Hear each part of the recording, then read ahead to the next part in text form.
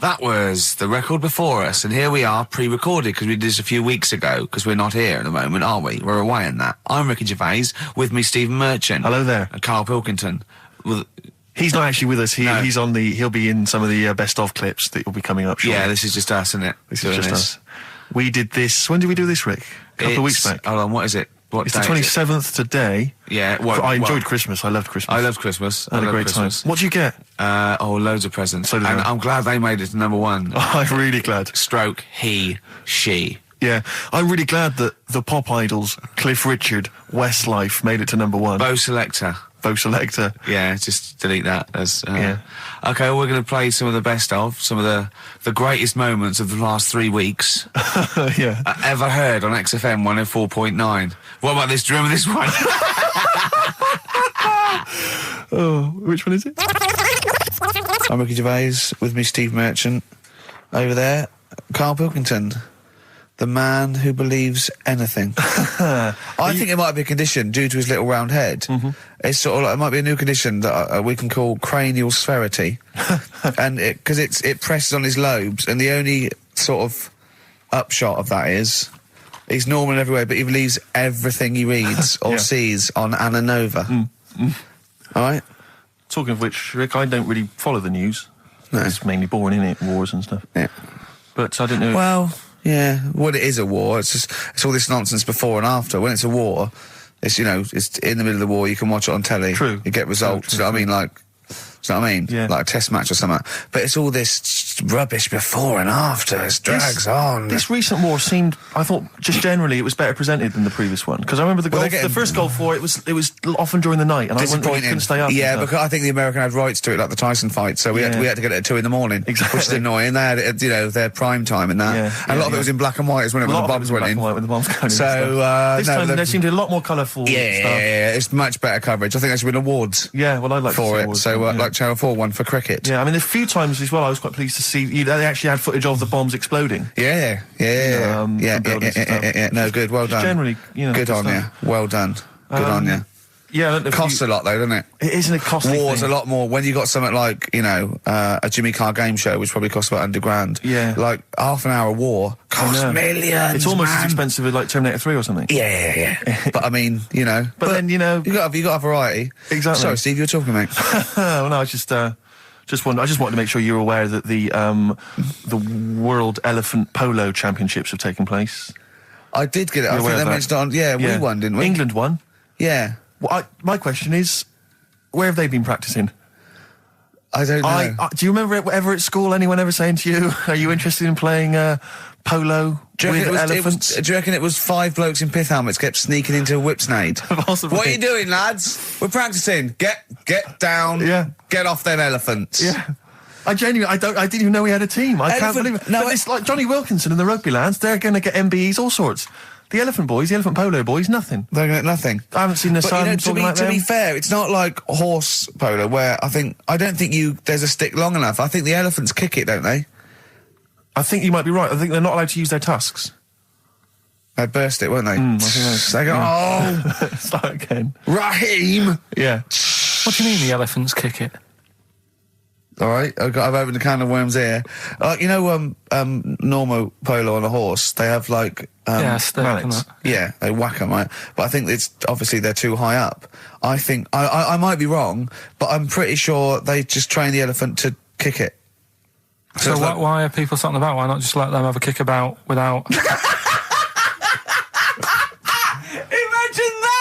And why does horse racing have to have a jockey? Well, they just let the horses go, okay, lads, no cheating, on your marks, get set, go. Get back here. Brilliant. Yeah. Play record. Right, Adams? Yeah. Yeah, this is absolutely fantastic.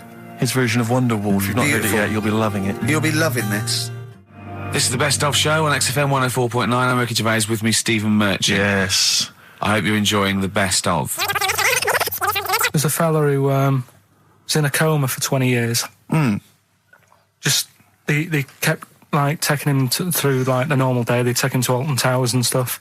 Doesn't know anything about it, just kept going through the motions. Don't know if they kept charging him. Kept putting him through all that. He eventually came out of it. 20 years. And went, stop taking me to Alton Towers, it's shit. I just thought, imagine how much stop post he had. making... Eh? How much post?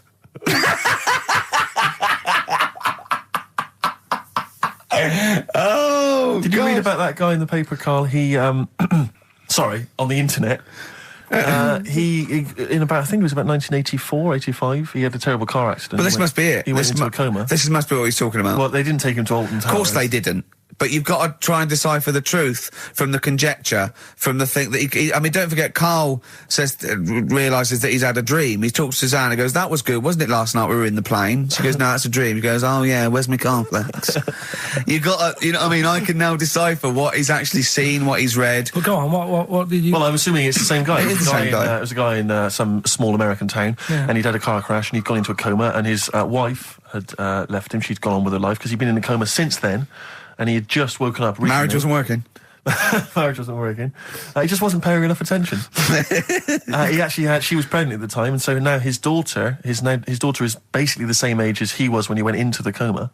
And he's just started coming around. He's just started making jokes. They said, how do you feel? He said horny, which I thought was quite witty for a man who'd been in a coma for however many years. But anyway, yeah, so he's slowly trying to rebuild what life he can.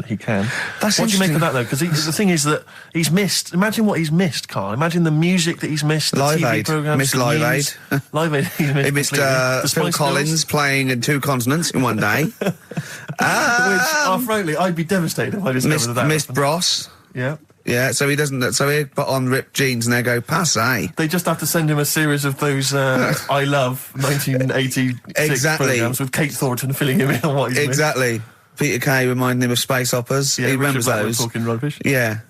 So extraordinary, though, isn't it, Carl, to think? No, obviously. So had he aged much? Because he hadn't had any problems or anything, no worries. Well, he probably wouldn't have, physiologically, he probably wouldn't have the wear and tear of a 43-year-old man. Because he wouldn't have had sun, he wouldn't have had sort of nicotine, beer. Unless they were just feeding that to him. Anyway, still. Yeah. Yeah. So you'd feel groggy, though, wouldn't you? Yeah, you might feel a bit groggy, yeah. Yeah. Well, he's not fully back to normal. I mean, there's some kind of residual brain damage. Yeah. But nevertheless, he can form sentences. He's got no real memory, so he can't remember a lot of things. It was just when I saw Carl, it. have you been in an accident?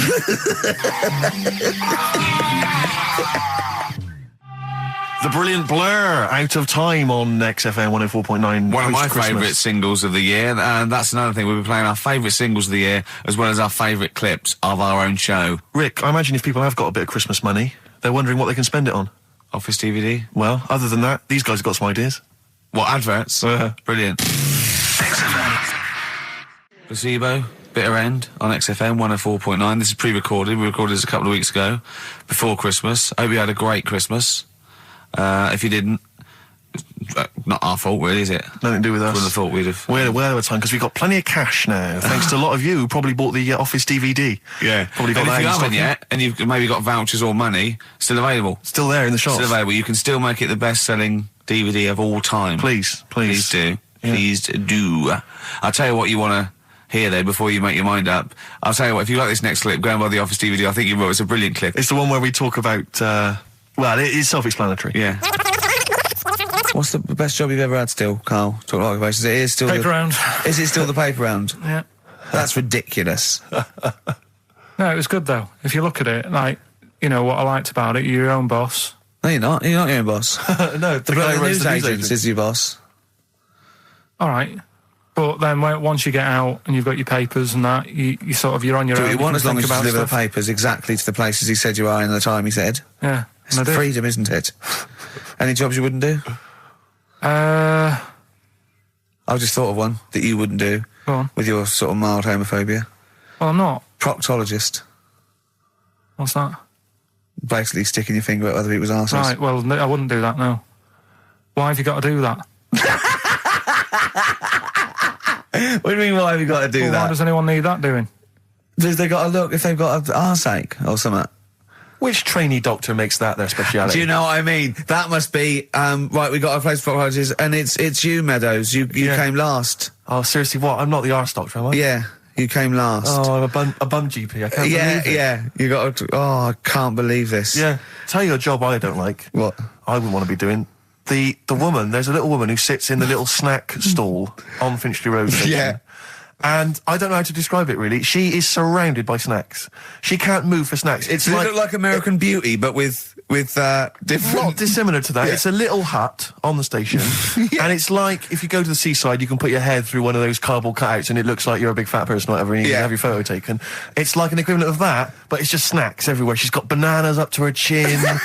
She's got chocolate coming down to her eyes, crisps either side of her. She can't move. She can't do 360 degrees. She's like packed in there. I don't know how she gets in there. I think they put her in there first, and pour in the bananas. Yeah. And then they go pour in the nuts. She has and 2 hours of makeup before they open. Exactly, yeah. Dressing her in there. Because I'll ask for something from the fridge, and she cannot turn her head to see. She has to go by feel alone, just to feel the fridge and get stuff out and pass it. And often I'll say, that's not what I wanted, but she can. You've got to let her off. It's extraordinary. Dear. But there's no music playing. Does she have there's to nothing. sell her way out of it? Exactly. if it's a slow day, she's stuck there till the next day. Yeah, it's like a world-breaking attempt. Yeah. Carl, what job wouldn't you want to do? Well, any job. You're a lazy... You're joking, aren't you? I've done loads of stuff. I'm quite happy now doing what I'm doing. Yeah? You look happy. Trying to think. You sound happy. Yeah, I mean, calm down. You on drugs? I'm all right. Are you on happy E? before England have won and that. I'm What? happy for them. Yeah, go on, happy for them. I'm happy in that. Yeah, what do you mean happy for them? We are England. Happy for us. Yeah. I mean, we didn't play. I did very little towards it. No. It was mainly Johnny Wilkinson. Yeah, I and the barely other- contributed. Switching on the TV was about as much as I did. Exactly. And shouting, come on! Yeah. Talking about jobs and that, though, I was reading the other day about, rubbish jobs that people have had and I stuff. haven't got time when I'm at work, man. I just get on with it. I'm not squiddly diddly. Fingers in pies, different jobs. Go on. Do you know Ivor the Terrible? Ivan. He, His Russian. Yeah, that was the Welsh fella who was bloody awful, but not as bad as his Russian cousin, Ivan. Go on. he had a fella doing some work for him, right? This fella built his house. After it was done, right, the terrible fella was like... fella Ivan. He was going, oh, it's brilliant, you've done a good job there. Yeah. I don't want you to build another one like that. Took his eyes out. Just stopped him making an house like that. Another one. Blimey. That's bad, isn't it? Why didn't he take away his trowel? Then he could have seen, but he couldn't have built a house without a trowel. You can't build a house without a trowel. Yeah. Makes you I think, suppose he probably later thought that once he'd been nicknamed Ivan the Terrible. Yeah. He Go, thought, why? Because you gouge people's eyes out. Yeah, but I didn't want to build another house. I know, but Take his trowel away. What would I have been then? Ivan the Crafty at most. exactly, yeah. Ivan the Jealous, Ivan the spoilt brat. But Yeah. Ivan, gouge someone's terrible, eyes. isn't That it? is bloody terrible. I'm surprised you're not called Ivan the... Do you know what I mean? Yeah, you're going to go down in history like with Vlad the Impaler. Yeah. He's mainly remembered for impaling people. Yeah, he did a lot of other stuff. Did a load of great charity work he did. The Not impaling remembered. is the thing that's really gone down in history. When were you reading about Ivan the Terrible? No, it's just or little Ivor the stories. Terrible is the thing you remembered from this informative article. No, it was just little bits like that. Talking about him, there was a thing about someone who worked for that fella who painted the ceiling. Sistine Chapel. Yeah, there was a thing, a woman who worked for him in his house. And I love how you assimilate information when it's just bordering on the academic or just the interesting and true. It's wonderful. Ivor the Terrible gouged someone's eyes out 'cause built him an house. That fella who painted that ceiling had a woman work for him. Imagine if you wrote that down in an essay. Imagine if you wrote that in a school essay. Well, you'd probably end up with not getting a grade or... or thinking you turned out to more than you had. Exactly. Anyway, the woman who lived with... Yeah, the woman who lived in a shoe. Go on. yeah, there was this woman who lived with him, and she used to go out and do all this shopping and that. Yeah. But because she couldn't read or write, he used to have to draw everything that he wanted. Why couldn't you just tell her? I don't know. No, but no, wait. That's an excellent point. Could she talk? Yeah, but if it's a big list and that, loads of different coloured paints. But why and couldn't stuff. she draw on a piece of paper? Why did he have to do it? Because he's a better drawer, isn't he? That's the point. That's it. That is. We were just looking for the logic of the story. You found You it. done it. Play a record. This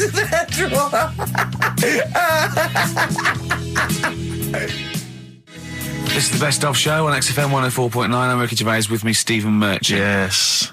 I hope you're enjoying the best of. I'm amazed that these are the highlights and that we've strung it out this long, Rick. But the good thing about this is, we're not here, we recorded this a couple of weeks ago, just the links, right? This has taken us about 10 minutes for the whole show. We get paid the same. Why don't we do this every week? That's a great idea. High five. Right.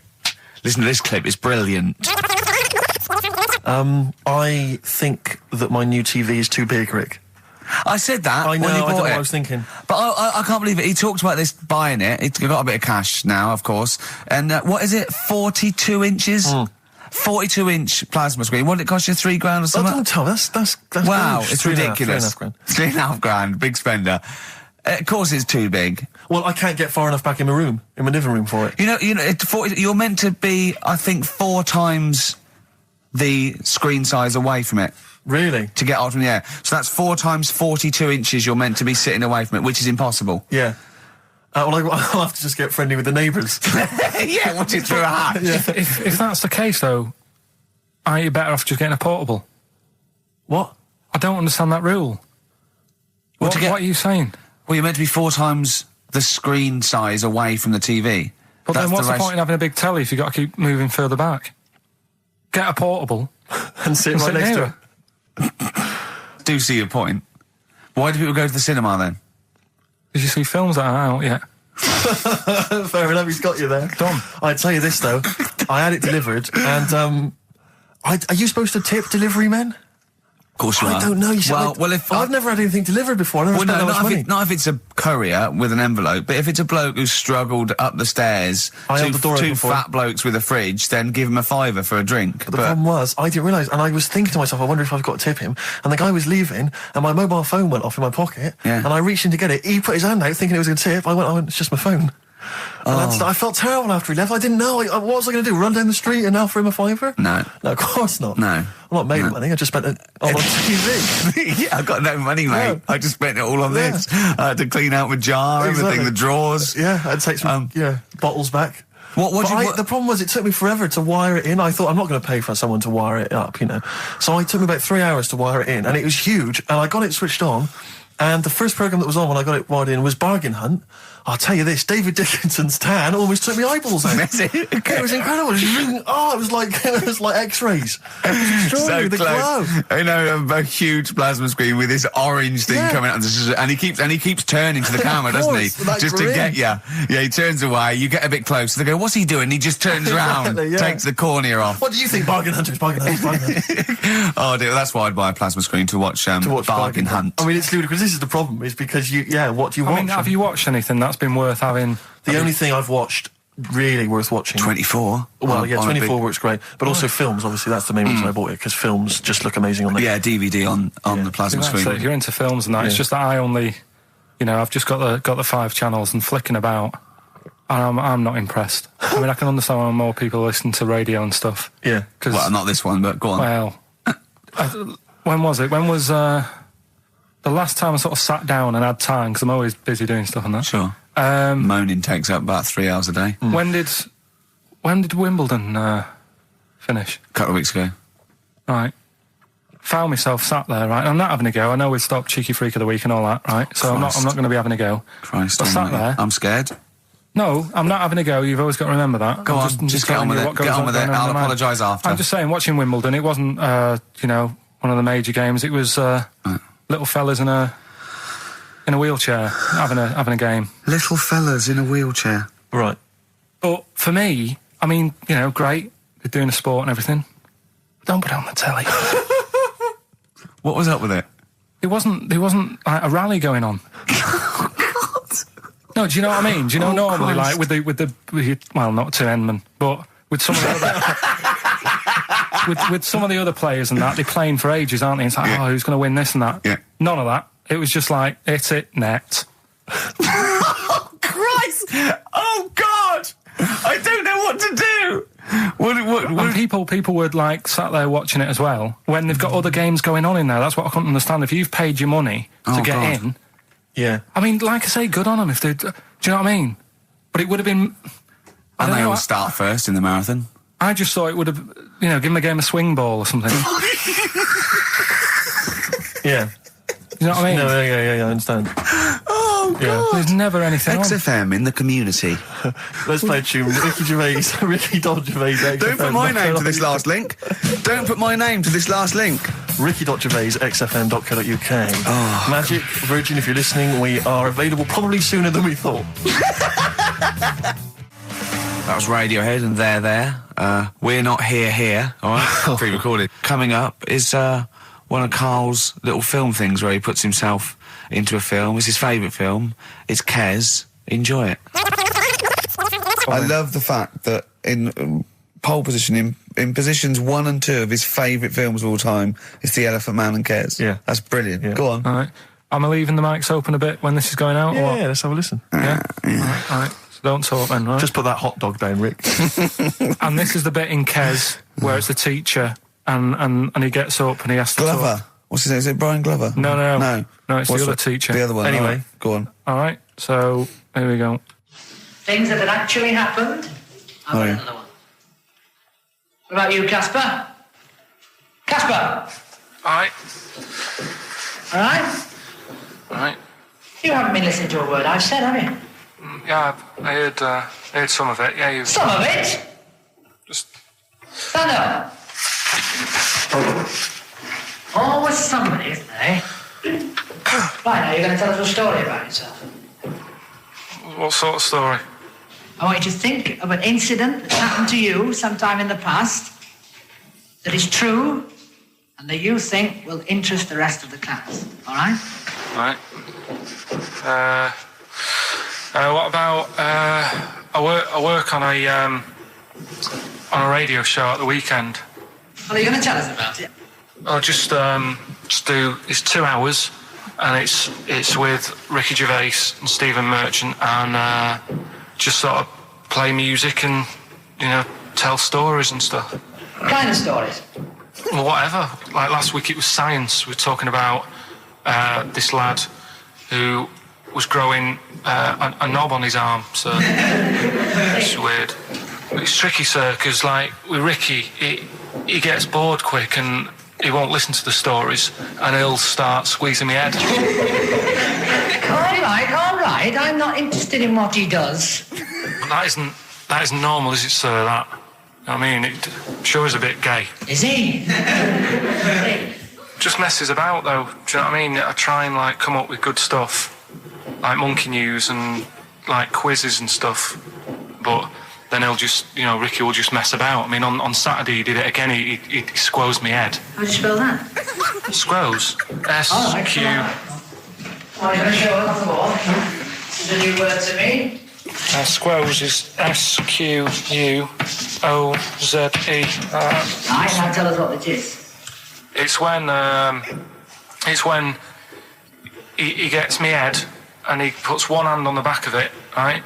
And he puts the other hand on the front of it and he just sort of swivels it. Swivel, right down the front. Oh, swivel's not it's spelled S-W-I-D. How many times a day? How many times a day does he swells it? It depends what time he gets in. If he gets in about 12:30, he could get a good 3 in. But I think, I don't really want to talk about. You've done enough, don't you? Well done, Billy. Big hand of applause. That is the effort. Yeah. Wow. That's the best thing you've ever done, Karl. Darkness growing on me. Love that. Love the darkness. This is the Best Of Show on XFM 104.9. I'm Ricky Gervais, with me Stephen Merchant. Yes. I hope you're enjoying the Best Of.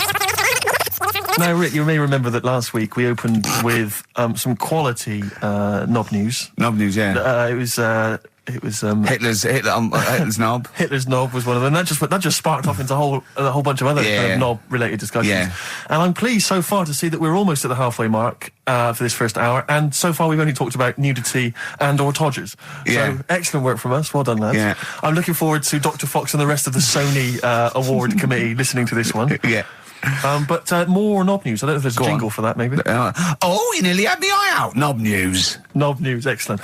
This is an extraordinary story. A woman tried to sue her bosses for £210,000 after finding a cooked penis in a canteen stew. Hospital cleaner Sophie, something, I can't quite pronounce that name, was eating goulash for lunch and could not cut one of the lumps of meat. Oh, you can see where it's going. I've got so many questions already. I know. She picked it up and tried to chew it, but it was too tough. Then she inspected it with workmates who all agreed it was a penis. Imagine that discussion. Yeah. Miss McLata said she vomited for the rest of the day, instantly became a vegetarian, and had to have psychiatric help. It's not known whether the organ was from a human. The case continues. Well, it can be found out, so that's one thing. Obviously, the doctors aren't confused. They're not going, I don't know, I've never seen one like it. Yeah. Also, why is she eating goulash? I know. I mean, that's my first question. Why? Yeah. You got lunch. Oh, what do you want? I don't know, I fancy some goulash. Yeah. Oh, some gooly lash. Goulash, Thanks very like much it. indeed.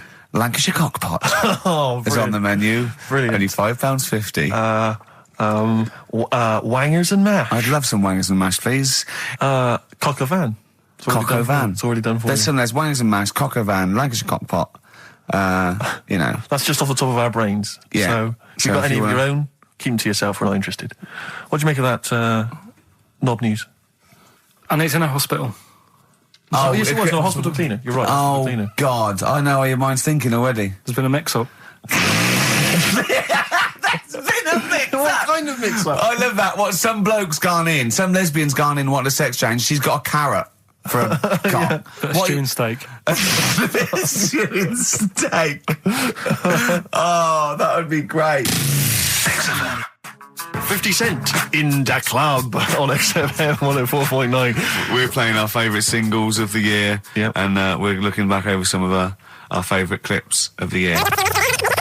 I'm Ricky Gervais, Steve Merchant, and Karl Pilkington. Not done a lot. Maybe you should earn your money as you get to Mondays off for this 2 hours of nonsense.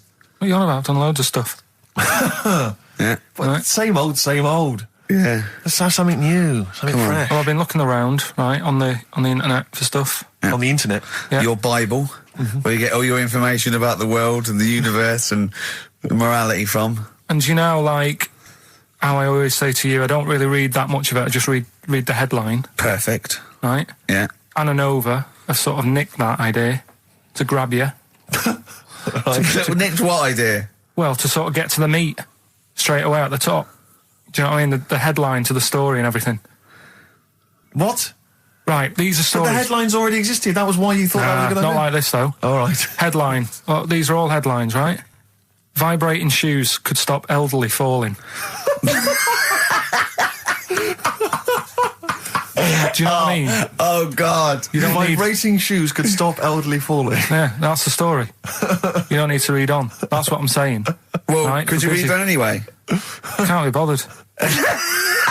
You know Read what I on mean? anyway. Well, Read- you have a look at that in a bit, right? All right. So, Okay, it's so what interesting. This is frustrating radio if you're sitting at home. No, well, but it's not on. They've turned it off. If you want to know more, you know where to go. That's what I'm saying. That's what they should do in the news.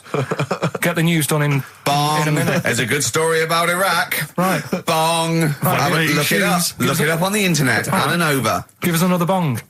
Bong. Family sick of living on Butthole Road. Oh, brilliant. Bong. Man wears same shoes for 60 years. Oh, bong. This isn't that good. Some fella pulls a train with his teeth. And in lighter news, I love that. General Donald, this one isn't very good.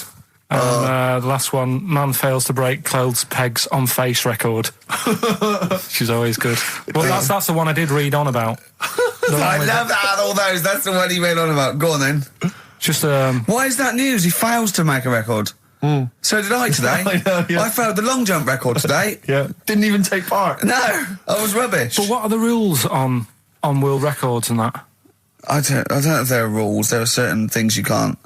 I mean, it's the Guinness Book of Records, isn't it? Really, that's the arbiter, isn't it? Yeah, but is there anything, if you said you wanted to do it, would they say, well, you can't do that? Yeah, they've stopped some gluttony records. Obviously, things that are in danger. So anything that's illegal. Yeah, anything that's immoral. Yeah, like that American serial killer that just got discovered. Yeah. Having killed 47 women. I don't think he can make that into the Guinness Book of Records. No, because people would be trying to beat it, won't they? But there was some other story about a fella eating watches and that. That can't be good for you. So why don't they say, look, don't do that, do something else? He wanted to stay regular. Do you know What what do I you mean, mean? though? I just wondered What if do you mean he there's was any... eating watches?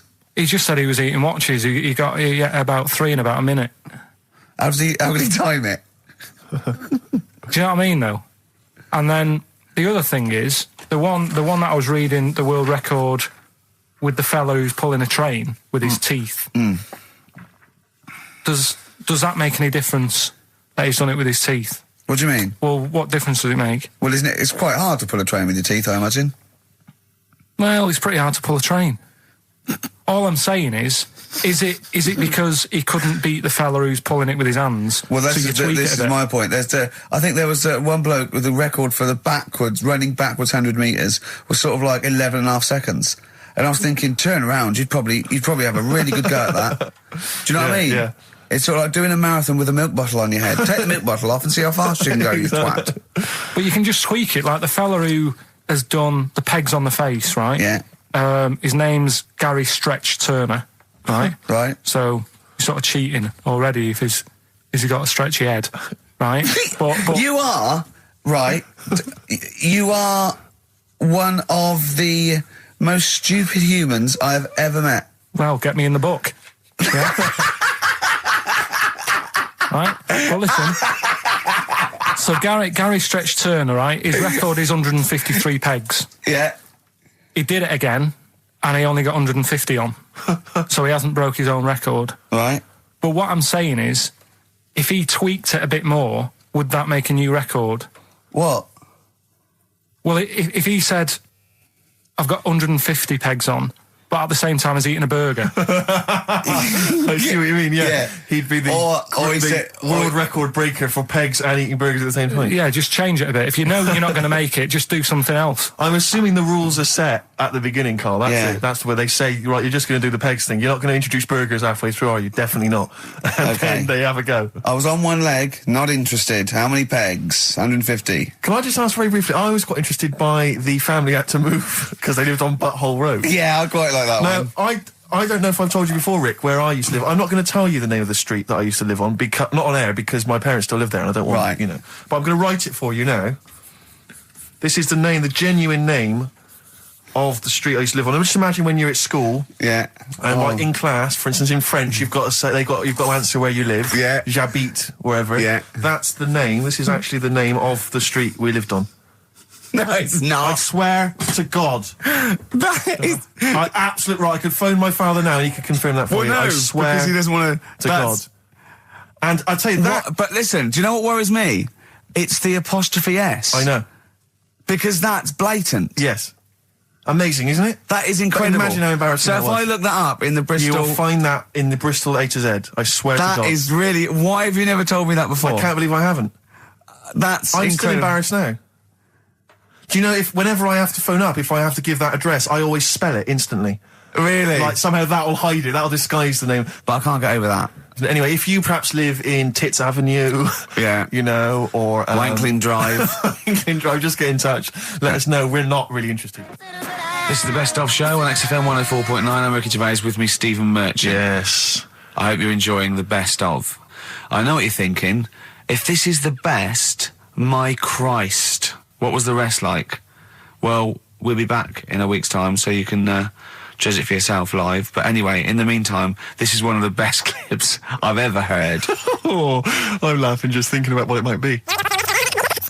He said this, oh God, it's like a child or a cat when it's confused. He went, Steve reckons in ancient Greece, right, it was better to shag a bloke than a woman. And I went, well, yeah. I mean, that's about the male being sort of a first-class citizen. Yeah. Much better, wasn't it? An aspiration to sleep with a beautiful man than a beautiful woman. Women were lower-class citizens, so therefore men were seen as higher class. So to have sexual relations with a man, there was no shame in that. No. In fact, it was looked upon. And I said, well, ancient Rome. I said, Nero, he sit in his big jacuzzi and he used to get, pretty boy men to just go into the water and just nibble at his testicles while he was having a watch. He didn't do that. He did. Yeah. And he's not a gay fella. No, well, no. I mean, I don't know about Nero, but I mean, it wasn't a case of a big delineation between what was heterosexual and what was gay. It was just, whatever you... So what did this fella do then? This one who's having his... Well, he was pretty much top boy, Nero, for a while. He was in charge. And You know, and you did what you're told. If Caesar or... But why were people going round there? Why didn't they go, oh... No, they weren't dropping in. It wasn't like the door was opening. I was just going to see what Nero's doing. You'd have probably been like a delivery boy or a stable boy or something, you know, and you'd have popped round there and you'd have gone, there at Nero, there's the tablets of stone you wanted. And you go, Pilkington, why you are here? Pop under... I don't know why he's French. What is that? I don't know why he's French. Just pop under the water and nibble at my testicles and you'd have done it. Because he was Nero. I wouldn't. You would have. Well, there's no way I would have done. Well, you would What have. have I done? I've dropped a pizza off. Yeah, you why put am I around to there? Nero's place with the pizza. Right. Right, I'd say I've done my job. Right? Yeah. That's not the sort of tip I wanted. No, he'd have said, get the little baldy chap to nibble at my testicles, and you'd have been under the water. I wouldn't have done it. No, Well, I you don't might put my head on the have you'd wall. have Nero. done it, right. No, I wouldn't have done it, Can I just say this, Steve? Not only would you be nibbling his testicles, you'd have been going mad. You'd have been noshing him just for extra. You'd have been doing everything he wanted. You'd have been going, he'd have gone, I didn't ask you to do that. You'd have been going mental. They'd have been chewing, slurping, smacking, poking. You'd have chopped. You'd have gnawed his packet off. You think you're eating Walker's crisps? There'd be bubbles. There'd be flood. Oh, it'd be horrible. That was Bowie and Waterloo Sunset. Love that. Love the original. Love Bowie. Bowie was my gig of the year. These are my singles of the year. These are our clips of the year. I'm Ricky Gervais with me, Stephen Merchant. We're just picking some lovely little bits and pieces. Do you remember when we talked about this? That's the sort of thing I think we need now, right? We've covered a lot of stuff. What, But education? teaching, yeah. Well, okay. What do you want to know? Don't know. Have you got just- something? Can you educate us on anything? I've been reading bits So and could we bobs. bring back just for one night only, educating Ricky? Oh, I'm excited. Yeah. Do you think it warrants that? I don't know enough about it. You know what I mean? About what? It sounds perfect. Play the jingle. Educating Ricky. He's getting smarter. A couple of things happened in the week that I read about. Okay. Keeping up on what's going on in that. Sure. Yeah. One was about that Galileo fella. Okay. Was it about 1636? Was it? I think it might have been That's not earlier. bad. Go on. Did some stuff with light and that. Yeah, he did lots of physical experiments, yeah. Is that it then, Carl? Is it? He did some stuff with light and that. What did he do with light? What was that? Well, I think he invented the first... Telescope. Telescope. So I think it's a particular lens, though, and he did experiments where he dropped famously two different weighted balls from Pisa, and they hit the ground at the same time, showing that it doesn't matter, the weight doesn't matter, but air resistance does, and stuff like that. I think he probably explained it a bit better than that. Yeah, but I'm talking to Karl. Sure. Did they need to know He's stuff? just thinking about pizza. Yeah. Did they need to know stuff like that back then? What do you mean, did they need to know stuff like that? It's just... There weren't people going around going, I've got to drop these two things off the Leaning Tower of Pizza. I just don't know which one's going to land first. Yeah, I need to know. Why do you need to Bring me know that? Galileo. Yeah. It's for a bet. Yeah. No, but if I was knocking about then, I'd be like, stop messing with that. We need a telly. Or, do you know what I mean? I bet he thinks the Flintstones is real. I know. That'd be brilliant. That's what I'd do if I was a caveman. I'd make a telly out of rock. Yeah. And a pelican And a as car a that I cement just mixer. ran along the road with. Yeah, exactly. Yeah, we need a car. Yeah. Well, we haven't really got the internal combustion engine. Can you stick your feet through the bottom? Yeah, just get me a car, for Christ's sake. Anyway, so I learned that. And then... What? You learned his name. Yeah. Other people I learned the name of this week. Oh, if a chimp could watch telly. Go on, Carl, go on. And there was also a fella in the week who said that women shouldn't be wearing trousers Why? because they don't look good in them. What do you think? What do you think about that? It's rubbish. Yeah. These are the only things that have caught your eye over the last couple of weeks. This is the entire news. Galileo did something with light. A French fella said women shouldn't wear trousers. See, that to me wouldn't pass as education. It's not education. I don't know where you could ever use that. I don't know when that would ever be applicable to life. I just like reading stuff that sort of reminds me of... Do you know what I mean? If I read it and it gets me thinking, I think that's a good little piece. But I mean, but surely can't you just sort of like sit near something that vibrates to keep your brain going, or shake your head every now and again? I mean, what does this do? You mean it makes you start using your brain? But what aspect of a Frenchman said women shouldn't wear trousers got your mind working? What questions were you Because I asking? thought that's a bit daft, isn't it? Right? Yeah. Okay, I it was ends there thinking- with me. There's nothing else. There's nowhere else for me to go on that. He closes Your the mind's gate. still whirring. Yeah, go on. What do you think? Let's go through this. Oh, I wish we could download his I know, thoughts. I know. Just watch it. Yeah. Wouldn't it be great, like a DVD? And Like a added- cartoon. imagine that extra footage on the Office DVD. Yeah, Carl's brain. That would be With a commentary. amazing. Oh, with What I the mean is- commentary. Go on. Women wearing trousers and that, right? On the estate that I grew up in, Yeah. on right? There was a woman about 4 houses down, right? Rough. Now, she used to wear leggings. Yeah. Now, they're a bad idea. They are a terrible idea. I agree with you there, Carl. If you're a lady of What the colour? normo Were persuasion... they pink? No, they were sort of black, but with all bits on them. Oh, right. Do you know what I mean? What, Yeah. toast and Just horse bits. droppings? Yeah, go on, yeah. And she used to... she's quite a big woman. Sure. Pauline Quirk, I think Yeah, we well, described her as. Looked like a light bulb when It she was is those bending kind of over in women that are leggings. attracted to leggings. Yeah, I know, yeah. They are drawn to them like a moth. to a flame. Yeah. She used to wear them, and that's what I remember when I read this piece. And she used to work on one of those sex line things. Right. Right, she used to do that. But What was she, an engineer? the weird thing with her was, she had big eyelids Right. Go on. that were too big, and this is what I was thinking. What right? do you mean she had big eyelids? How big do eyelids have to be for you to go, they're big eyelids? What was she shoplifting with them? Would she come out of Dixon's with, like, radio stored in them? What do you mean she had No, big eyelids? it was another one of them popular things around our way. Do you know? Like, What do you mean popular things? They think didn't people go, have they go, oh, I'll tell you what, they're all the rage. Can I get some big eyelids, please? No. It was just like one of them things that people suffered with. Just big eyelids. They could hardly open their eyes. What do you mean? What do you mean? That's one of them popular things around where I grew up. People had big eyelids. They could hardly open their eyes. What does that mean? What sort of freak town were you born in? You had webbed feet people with big heads. You got women with big eyelids. What does big eyelids mean? Are you confusing her with the horse? yeah. Did she have hooves? Look, what? Just anyway, so there's this big eyelidded woman with the And leggings. that's what I'm saying to you, though. That's when I read that story with people with trousers. Yeah. I went from that. Yeah. To into a that. woman who used to have big eyelids. I still don't know the point. But then, and also the other bloke who had the eyelid problem was a mate of mine. Right. His dad had it, and same problem, massive eyelids. I don't know what that means. I don't know what that means. I used to say to my mum, I'm going round to Dave's house, Yeah. and Or Drew say, Pig, as you call him. that's all right, but make sure his dad doesn't take you out in the car because he could hardly see. He had to have his head. He had to tilt his head back to keep his eyes Make open. sure! Didn't he have a couple of matches with him at all times? What a load of gobbledygook. well, that is- But this began as educating Ricky. I know, So it's what- like he was people thinking, with eyelids. But it's like you're supposed to make that leap as well. If Yeah. I mention the trousers, Ricky will probably be thinking about people with big eyelids and women wearing leggings. Play a record, Carl. This is the Best Of Show on XFM 104.9. I'm Ricky Gervais, with me Stephen Merchant. Yes. I hope you're enjoying the Best Of. Like I said to you though, the reason I did this Yeah, was to get that kitchen, right? Now, brilliant. as we speak now, right?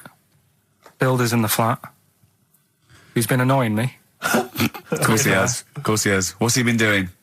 When he turned up on Monday, right? Yeah. Wanders in, and the first thing he says to me is, said, the pub across the road, is it any good? I said, well, it doesn't matter, does it? You're working on the kitchen. Think of saying that to a builder. Probably making conversation. Probably meant, do they do a toasted sandwich? Because I've got a half-hour lunch break. Not an hour, like Karl Pilkington.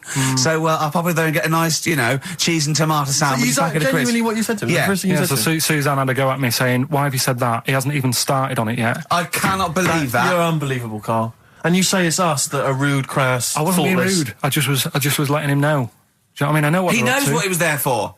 He had it down on his little docket. Do the kitchen this week. Yeah. He didn't come there and go, what did I come out for? Was it to go to the pub for a week? Why am I wearing these overalls? Yeah. Who's the little bald mank twat insulting me? Let me just check. Let me call the head office. I wasn't having a go though. I mean, they should have finished it yesterday, and they're Yeah. there now. right, Yeah. on their own. And what annoyed me is they turned up late today. Hold on, Carl, I've just realised something. They're probably listening to the radio. This, I assume, tuned to XFM, isn't it, in your kitchen? Yeah, but they don't know it's me, do they? Do you know what I mean? No. They'd go, he's got a whiny mank voice as well. So's the bloke who owns this place. And the bloke who owns this place, when I said, what's that pub like across the road, said, well, you won't be bothering that. He's working on this. No, he won't be able to put two and two together, will he? You've suddenly, the penny's dropped, doesn't it? You've suddenly realised. Look at his face! Yeah. He's suddenly realised they might know it's him. And they could be listening, and they're going to clean you out, mate. Oh, if you are the builder working in, where is it? I won't say the address, but it's, Central London, isn't yeah. it? Go Yeah. mental. Have whatever you want. Opposite Seriously. that pub that you Yeah. like, that you're... That He'll probably be in there now, so he won't be listening. or insulting, You know what I mean? insulting a That's a further British insult. workman. He should So have been just in go today. mental. He should have been in at 8 this morning, Just which annoyed go me anyway. mental. Why? I really don't understand why they've got to start so early, right? Yeah. But he said he'll be there for 8, turned up at 9:30, right? Wanders in, and what annoys me is he could have left all this downstairs. He had a paper under his arm, Yeah. one of those crossword books, and a pot noodle. Now, I'm not being funny, but most of them take quite a bit of time. A crossword book, he's not happy with just the one that's in the paper. If you're listening, if you are the builder that's listening now, doing Carl's flat, what about pissing in the laundry basket? That was Jane's Addiction. This is the Best Of Show on XFM 104.9. I'm Ricky Gervais, with me, Stephen Merchant. Yes. This was a clip show. We recorded this a couple of weeks ago. I hope you had a Merry Christmas. It's not over yet, because tonight at 9:50 is the second part of the Office Christmas specials. It's brilliant. Watch it, and we'll be back next week live. I'm Ricky Gervais, with me, Stephen Merchant. Bye. Have a great new year. Probably you're thinking, Rick, isn't it time that we do our usual roundup of what's been happening in the news? Yeah, Which come we on. always do every week. Yeah. We always do something, which is, I mean, basically, if you're listening and you're a new listener, say you work at a newspaper, we always try to be informative, just try and put stuff out there that just educates people, informs What are you people. thinking? Well, I said Monkey News is coming up, but what have you got? No, I was just looking on the net there and just found a couple of quite important news stories, probably worth mentioning. Policeman caught photographing. I don't know why it makes me laugh. It's just the phrasing, I suppose. It's the headline. Policeman caught photographing up woman's skirt.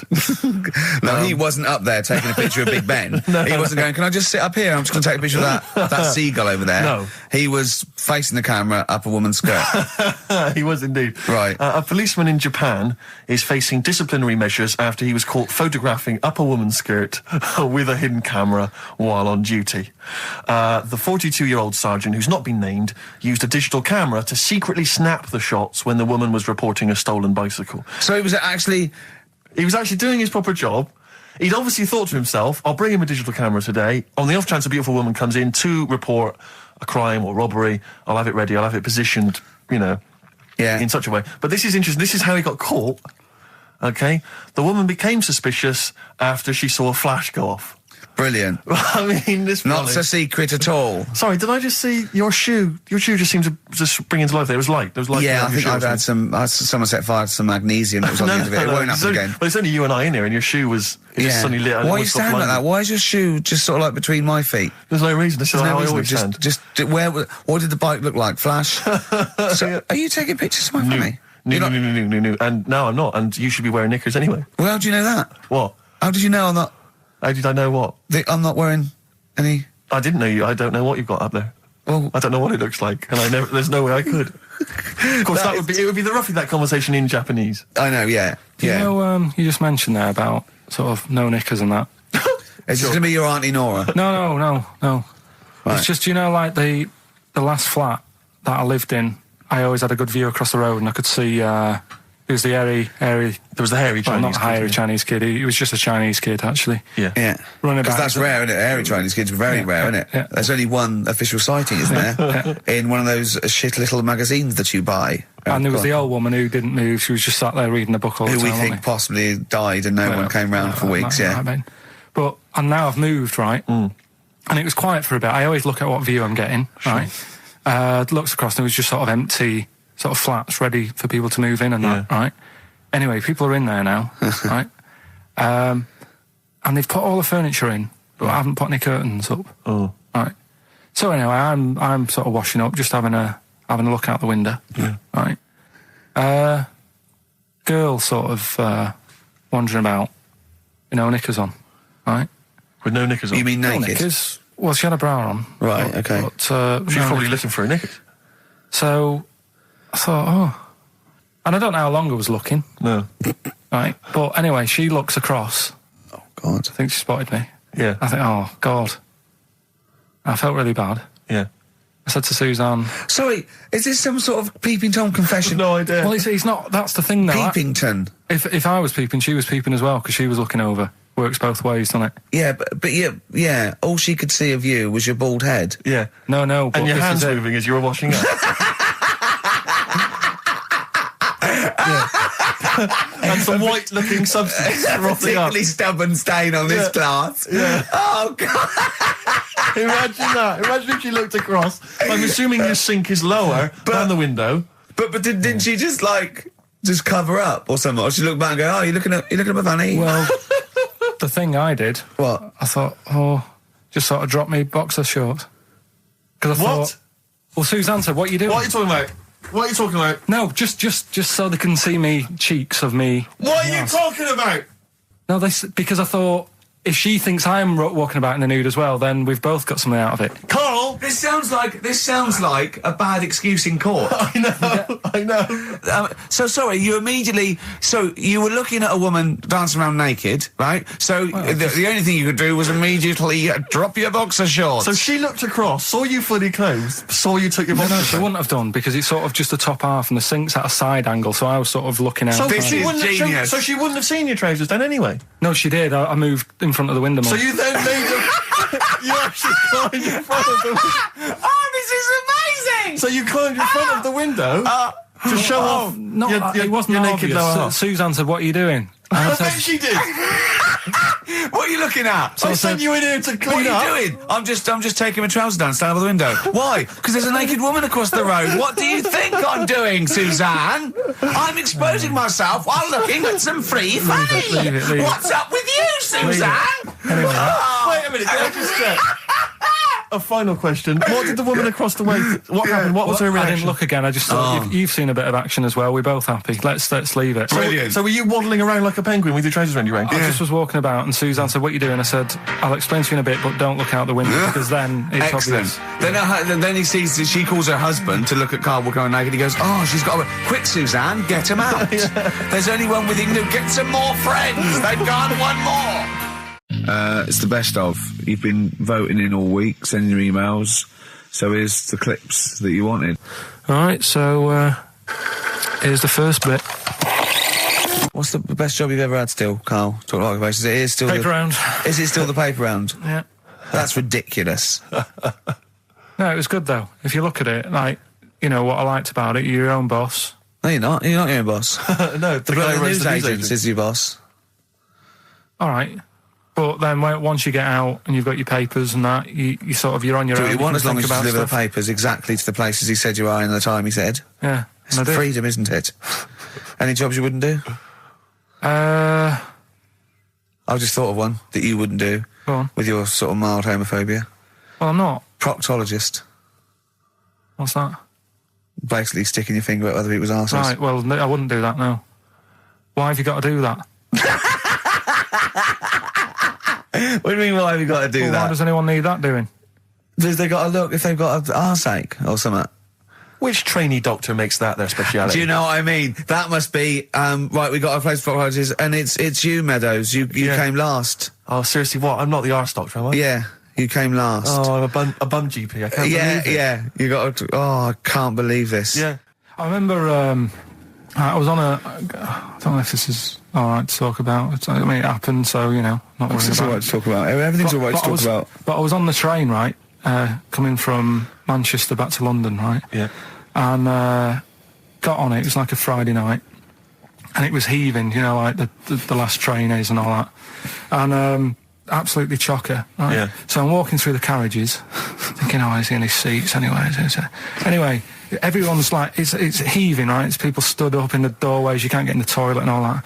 There's not going to be any chair knocking about. You know, so walking through, and anyway, I see this one empty chair sort of in front of me, right? I think, oh, why ain't anyone sat there, right? I'll just rush to that, get myself a seat, plonk myself down, right, and sort of turn round, you know, see who I'm facing, you know, see who you're sort of having a chat with. Little fella there, right? Little, Down syndrome kid. Right. Sat there, and he goes, all right. And I thought, oh, right, not bad, but do you know what I mean? They're always talking, aren't they? You ask a lot of questions, right? So I was like, oh, here we go, 2.5 hours, and I couldn't get up because the thing is, that's obvious. Sure. Right. So that's like mean. I'd never want to be mean. Do you know what I mean? No. At the end of the day. So anyway, so I think I know. I'll go to sleep. Clever. Right. So I shut my eyes, and he leaves me alone. All right. So then my phone goes, and I think, right, what do? Do I ignore it, or do I open my eyes and see what it is? Anyway, I open my eyes. It's Ricky calling about something, about nothing probably. Actually thinking about it, wasn't even worth answering. Right. So anyway, but I'm awake then, aren't I? So he's like, hello, and I'm like, all right, mate. And he says, you're muscly. Right. Oh, God! And I said, yeah. And he goes, you know, why? So I said, no, just am. It's, again, stressing me out, because I was thinking, why am I muscly? I don't go to the gym. And, you know, I'm not muscly, I'm in good shape and that. Well. So then he wants an arm wrestle. On a crammed train from Manchester, so I've got another hour and a half of this. When you talk back, he'd soon have got up and left. If you'd have started asking him questions, he'd have got up and left with the drivel you come out with. So anyway, do you know when you're under pressure, you're thinking, well, he's said that I'm muscly, right? So do I do it or not? And there's people watching, you know, not joining in, not sort of having a laugh and that with me, just like watching but pretending they're not. Oh, and I'm God. at one of those table seats, and he kept saying, come on, I want to arm wrestle. So, and he was getting loud, and I thought, I best just have an arm wrestle. What do you mean? What do you mean? I best just have an arm wrestle. Well, what do you mean? Get it over and done with. I had to. If he's going to keep asking, I had another hour and a half on the train. Oh, God. So anyway. Oh, my God. I'm thinking who won. Well, I'm thinking, were people putting bets on? How was it working? It was stopped, and just as well, really. What do you mean it was stopped? Was it game? No. He was winning. I was struggling a bit, right? Yeah. And he was really like, you know, taking my arm down. And then he sort of let go and started laughing. And I thought, thank God he let go, because I would have made, you know what I mean? If I lost that, everyone's in the train looking, and all the rest of it. It's suddenly serious to him. He's got to win this. Anyway, Pilkington. But then he just, then we were chatting about favourite food and that. He likes sausages. And I said, you know, he said, do you like sausages? I said, yeah, they're all right. I like a bit of Chinese and that as well. And he was saying, oh, I can't have Chinese. Not allowed Chinese. Why? Don't know. He just said, it's not allowed to have it. But yeah, I had a good long chat about stuff and that. But so you enjoyed it in the end? In the end, it was all right. Yeah, it's just. What do you expect? Okay. No, but it's that thing, isn't it? It's whenever you're faced with something different, it's always awkward, isn't it? And that's the thing. You're talking about him now, are you? And I think I did all right, because everyone else was ignoring him, but I probably made his day pretty good. Yeah. We were a nice bloke. I like the idea that newlywed couple are probably thinking that's going to be a similar journey down to Cornwall. Karl Pilkington in the chair now. The talked about, the acclaimed Educating Ricky. Right, well, just in case anyone's new, doesn't normally listen. Yeah. Basically, I'm educating Ricky. Yeah. Do a bit of research in a week, find stuff, news, history, anything that's interesting. 3 stories, I give them a nice little headline. You take your pick. Yeah. Between now and 3, you're going to learn 3 things. Yeah? Yeah. So, the headlines are, I'll be no buying one of them. Give us that again. I'll be no buying one of them. Nice, okay. Yeah. We've also got hippopotamus. Okay. Okay. And can you believe it? Can you believe it? Well, I'm going to go for hippopotamus. Hippopotamus? Hippopotamus. Right, well, this one, it's... I'm not going to take the credit here. I heard Christian talking about this on breakfast, right? Because it's a good story that happened. Basically, I don't know if I told you about it last week when we were having our spaghetti, but I think you did. Right, I know what it is. I know what this is. Okay, I've not heard this. Right, there's a little midget. Right, there's a circus. I'm loving it already. Circus going on somewhere. I think it was in America. And Is that present day or old times? I'm talking like in the last 3 weeks. Okay. Right, little midget. Circus, really packed out show. People are loving it. Right, Steve, you'll ask the same question I did, I know. So there's a little midget jumping up and down on a trampoline. That's what circus is. Right. I pay good money to see it. So everyone's clapping and he's getting carried away.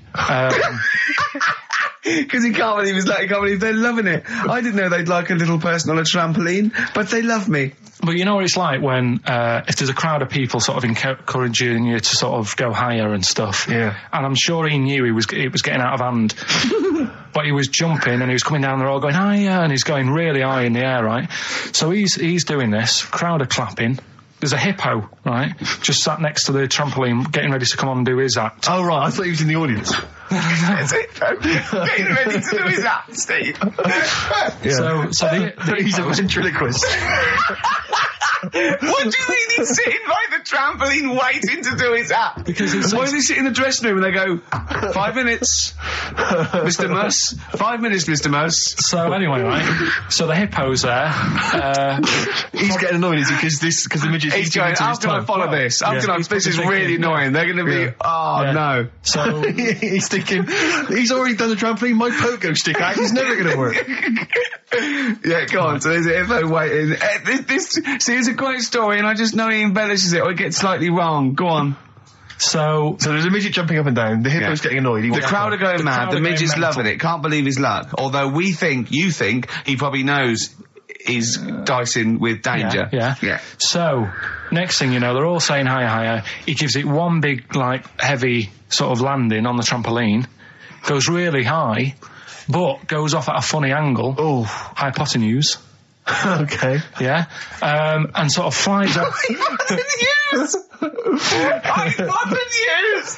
Sure. Flies off at a funny angle. Ooh, Hippo's there, swallows him whole. Crowd are clapping, thinking that's why the hippo was waiting there. Rubbish. Rubbish. It's not rubbish, though. But no, maybe there was an accident in a circus with a midget and a hippo, but at no point was this hippo waiting to go on, going, come on. The midget flew off at hypotenuse and landed in the hippo's mouth and was swallowed whole. This is what you embellish it. That is great. And what's I that? have to say, though, Rick, when I heard midget, trampoline, hippopotamus, I was thinking accident waiting to happen. Yeah. So... Yeah, maybe. I mean, it is that you should never put those three together. Never. It's a recipe for disaster. Everyone knows that. Midget, trampoline, hippopotamus. Are you mental? You're asking for trouble. Well, you know when he told me it, he said, and the midget. He didn't mention the hippopotamus, and he said the midget went on, and soon he fell off, and the hippo ate him. And I said, sorry, what was the hippo doing there? He went, it's a circus. I've never heard of a circus having a hippo. What do hippos do? What can they do? You can't train them, can you? What do you? Aren't they very deadly? They're huge, aren't they? You can't have a hippo in a circus. Are you sure? You're not thinking of Zippo. He's neither kind. Yeah. No, and it wasn't some sort of where Zippo was eating a midget and it's some sort of horrible sexual act. No, it was definitely. I heard it on breakfast, right? Okay, sorry. No, it's definitely fact. Yeah, okay, right, truth. okay, good. XFM 104.9. We're not here. It is a bit like being Dennis Norden, playing some great moments from the show. I was just imagining Dennis Norden one day, sort of just waking up out of his stupor. He's doing this, and he'd go into the producer and go, I've just seen a couple of my programmes. I just saw It'll Be Right on the Night 18. It's shit. It is terrible. Why didn't someone tell me? Well, we didn't want to upset you because, But I've been doing it way too long. Well, you could just let me go on forever. Well, until you died, yeah. Well, why can't my son take over? Well, he's 80, Dennis. And the jokes I'm doing, they're awful. Why have I got that clipboard? I've written these jokes, they're not funny. There's an audience, they're laughing. What are they laughing They're not at? laughing. They're not laughing. That's canned laughter. Who are those audience? Who goes to an audience for It'll Be Right on the Night? A lot of them are older than you. It can't be right. Do you know we have 15% fatality in one of your audiences? But I went home at Christmas. I watched one of the episodes. Yeah. I was with my family and friends. I said, watch this, you'll love it. Stony face. No one laughed. They all thought it was Well, it is. Well, why didn't you tell me earlier? We didn't want to hurt your feelings. You're an old man. You may be upward of 102. I didn't realise. Yeah. I noticed the other day when Karl was sitting on your knee having his picture taken. It's a long story, right? He's got a completely spherical head. It's slightly too small. I'm not being funny because, I mean, you know, I'm not perfect.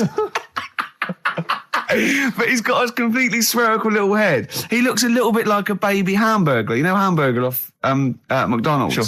He looks like a little baby hamburger. And it's sort of quite put upon. It's Suzanne thinks I look like that thing in that Dulux advert. Do you know when the woman pulls the head off that? That little plasticine morph type and then they creature. make a new ad for it. And it's like a little head. really. And that's your girlfriend saying it. I know. I'm getting excited now because we've had loads of calls and emails, not only backing me up, but going a little bit further. Apparently, Johnny Mango called in again. He's become our sort of official researcher on this show.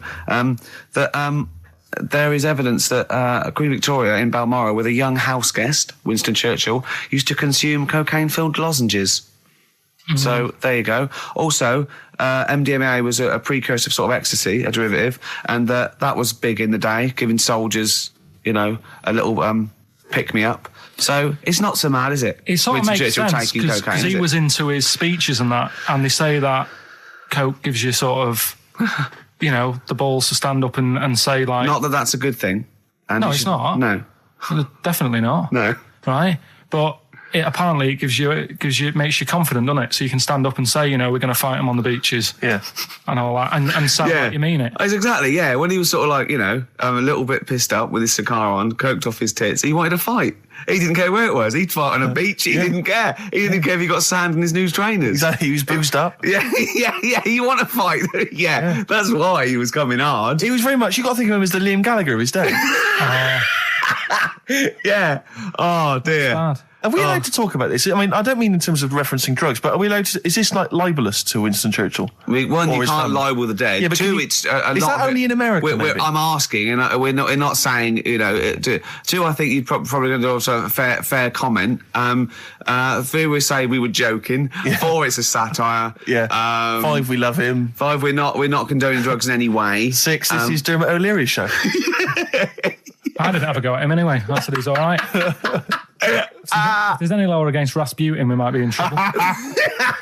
Law against against you did Rasputin. willfully Raspute. Yeah. All over You the did airwaves. slag off Russia's greatest love machine. Yeah. You didn't shoot him till he was dead, did you? Oh, put some poison into his I'll tell you this, if wine. there's any other historical questions that people want answered, then we're the men. Because really, with the three of us, our knowledge of the fact that the Hindenburg was filled with helium, Yeah. the kind of coke habits and various drug habits of Britain's most famous political leader, we've got the answers to all of it. Einstein, Go on. I found out in the week that he didn't talk till he was 6. See, it's all these people who are weird. Churchill couldn't read, could he, till he was 8 or 9? Really? Yeah. So there you go. He got a D in history, apparently, GCSE. Just one better. And the story, it's all sort of, you know, how he's being pushed about by his Again, wife. that's not literally. By his wife, she's wheeling him about. What do you He's mean? wheeling him about. They go to a party. Everyone sort of looks round and looks at him. What makes you think that he's in a wheelchair? What's the clues? What's the words? There's loads of little things. There's Go on. like, well, like I say, something about his wife walking around with me and all that. Well, of course she is. She's pushing him about. But walking around. If someone said, she was walking around with me, I'd think they were both walking around. There's a few. But that's not. There must be There must be a reason why you suddenly thought that fella's in a wheelchair. Right. My wife's walking around with Put on me. your makeup, and I feel alright. No, and she's always saying, "Do you feel all right?" And that she's always asking him how he is. Yeah, but she's. Just listen. Let me play it, right? And try and picture the scene, right? But now I'm only thinking of a little fella in a wheelchair. Well, have a listen to it, Oh. and you know, just everything that's been said. Okay. Understand why I'm thinking what I'm thinking. No, never. Right, you ready? Yeah. No clue yet. Yeah. He's just sat there watching, probably No. There's no. waiting till he's done. Yeah, no clue. Okay. No, that's all right. Right, that's just a woman getting ready, and he's fine. Yeah, he's to just sat there and he's got. To me, he's got a great pair of legs. Right, well, he's sat there in the wheelchair watching. No, he's not in a wheelchair. Listen. Right. Yeah. Everybody looks at him. No, her. He's saying she turns heads. Walking around with him. Yeah, walking around with me. We're both walking around. Are you all right? Yeah, nice thing to say. He's all right. Huh? Yeah, he is all right because he's got a great pair of legs. Right, he might not have any legs in that, but he's happy. He has got legs. Right. He has got legs. I don't know why you think he's in a wheelchair. There's no clue whatsoever. It seems to be based solely on, do you feel all right? Yeah, Which she's you just only saying say that because they're together at a party. Maybe he doesn't know anyone else there. Leg. Right? So he can't drive. because he's drunk. Probably he's had a great time. He's been dancing Puts him to bed. because he's drunk. Well, is he though? He's turned out the light. His hands work. Is that it? Yeah, there's no clue. But the thing is, that's what I'm picturing. But that doesn't mean it happened. You picture people that are half man, half moth. It doesn't mean it's possible. Do you know what I mean, Carl? What you think is usually not true. Suzanne is totally right. There is no reason. I have never, ever thought that Eric Clapton was singing about a little fella in a wheelchair. And the one clue in that, there's two, isn't there? Are you all right? Oh, let me say that, little cripple. Right, and I'll give her the car keys. Oh, why is she driving? He ain't got any legs. Pushing him around and that. No, pushing around. So he'll do one more next week then. Could do that again, it's Oh, fantastic. Waiting on a Friend by the Rolling Stones. Yeah? Go on then, Carl. On XFM 104.9, Ricky Gervais, Steve Merchant, Karl Pilkington. Go on. Right, this one. Remember Blockbusters? Uh-huh. Right, this one is good, and we'll do this one. Rockbusters. And remember how Bob Holness used to give you a letter? Yeah. And it'd give you a question, and the answer to that question is that letter. Yes. Right, well, it works like that. So if I said to you, we'll test it out on you, Steve, right? Right, welcome to the show and that. Hello. Let's play, right? And I say, right, your first one is W. Mm-hmm. And the cryptic clue, because it's done like crosswords. Okay. So not quite like Blockbusters. Well, this young man prepared for his death. And it's a W, so the answer. And it's not always going to be like our sort of music, it can be any sort of music that's out there. So the W is the name of the answer. I understand that, but is the answer always the band name, or is it? Yeah. It's always the band name, is it, or the artist? Yeah. And so would the W be the surname, or would you have both the initials if it was someone's name? Would Elvis Presley be EP? Don't get annoyed, no. Carl. These are questions that I knew would be asked. I know because he tested it on me. So you've got to tell them. We That's need the to know point. the rules. If it was Elvis, I'd probably do E. No. Give him the answer. Give him the Right, answer. did you hear the clue? No, give me the clue again then. So the letter is It W. is a cryptic clue, and the It's clue's W. fine. Listen, but, and the go on. clue is, this young man prepared for his death. This young man prepared for his death. Yeah. This young man prepared for his death. And it's a W, and it's his first name. That's what he needs Well, to see, know. that's the Yeah, but I don't... Well, shouldn't we have the initials? Wouldn't that make it easier? I mean, Yeah, wouldn't- but they didn't do that on Blockbusters, it just had one letter. No, they did. If it was if. The gold run they often had us for 3 or 4 Did they? letters, yeah. But it was normally just one word. It wouldn't have been a name or something. All right, then. W. W-Y. W-Y. Will Young. Excellent. I Right, didn't so understand it. What was this the young clue? man... Prepared for this young man. So he's sort of mixed, sort of cryptic. Yeah. But I mean, you know, that's a good effort. That's better than Yeah. usual. No, it's that is better than It's usual. not bad, is it? So do you want to play? Let's play Rockbusters. Yeah, Rockbusters. All right. Sam, Hello. is it sounding all right today? It is. It's just about. Right, cheers. That is worse. Right, then. Yeah. Well, And so we've got Sam on the line. Who else have we got there? so we've got Tim as well, haven't we? Hello. All right, Tim. Tim and Sam. Right, You sound quite similar, lads. Could one of you affect an accent or something? Which one's Tim? Yeah, it's me. Okay, which one's Sam? This is Sam. That's slightly deeper. Bit Slightly deeper, deeper. yeah. Sam, yeah. And they're not against the clock anyway, are they? So it doesn't really matter. I suppose not. So I think Steve just wanted a bit of variety. you Okay. you understand the rule, lads? Could you explain them to us? Right, play it. Okay. Hang on, wait. Well, let me explain, because I mean, life is too short. Now, Carl's going to read out, say 3 clues, yeah, and just shout your own name and answer it, or shout the answer. Shout your own name, then the answer if you know it, and it's the person who gets the most right. Okay. Is that all right? Yeah. Yeah. So, Here we go then. okay then. So shouldn't it be the first to three? Well, yeah, but then he hasn't got... I've got enough, it's fine. He's got enough clues for that. Right then, here we go. Welcome to the show. Oh, God. Right, the first initials, ST, right? Is that right? ST. Well, I don't know. Oh, we don't know, do we? How do we know? Here we go, ST, and the cryptic clue is better than the average homeless person. Okay? Sorry, I think... Is that a band? Yeah. Is it an old band? Yeah. I think that's one word. All right, then S. It's an old 70s band.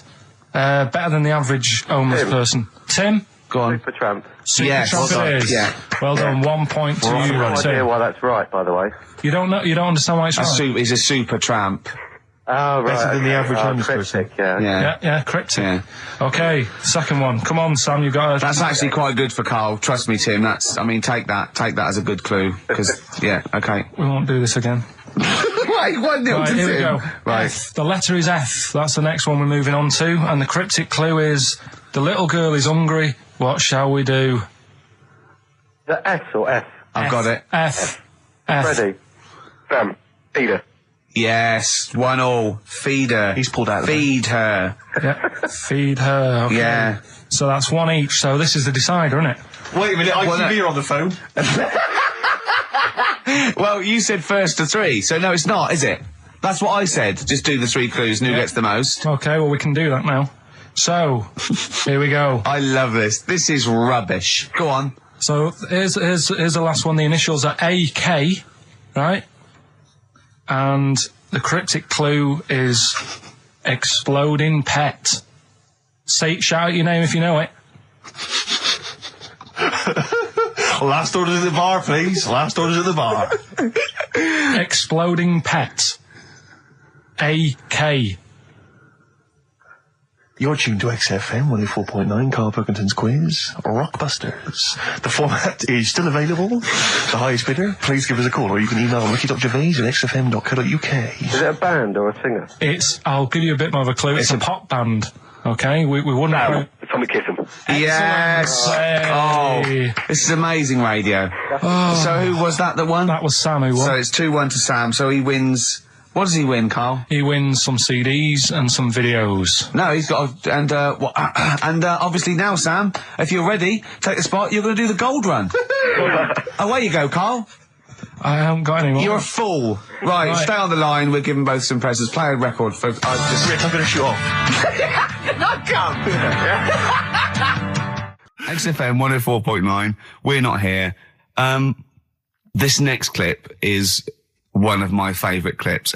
Look, it needs no introduction. Here it is. Another holiday. Well, it wasn't holiday. It wasn't holiday. Well, it was. You had 5 days off work. Why isn't it holiday? You had 5 days not working for a living. You know how many days holiday gets a year now?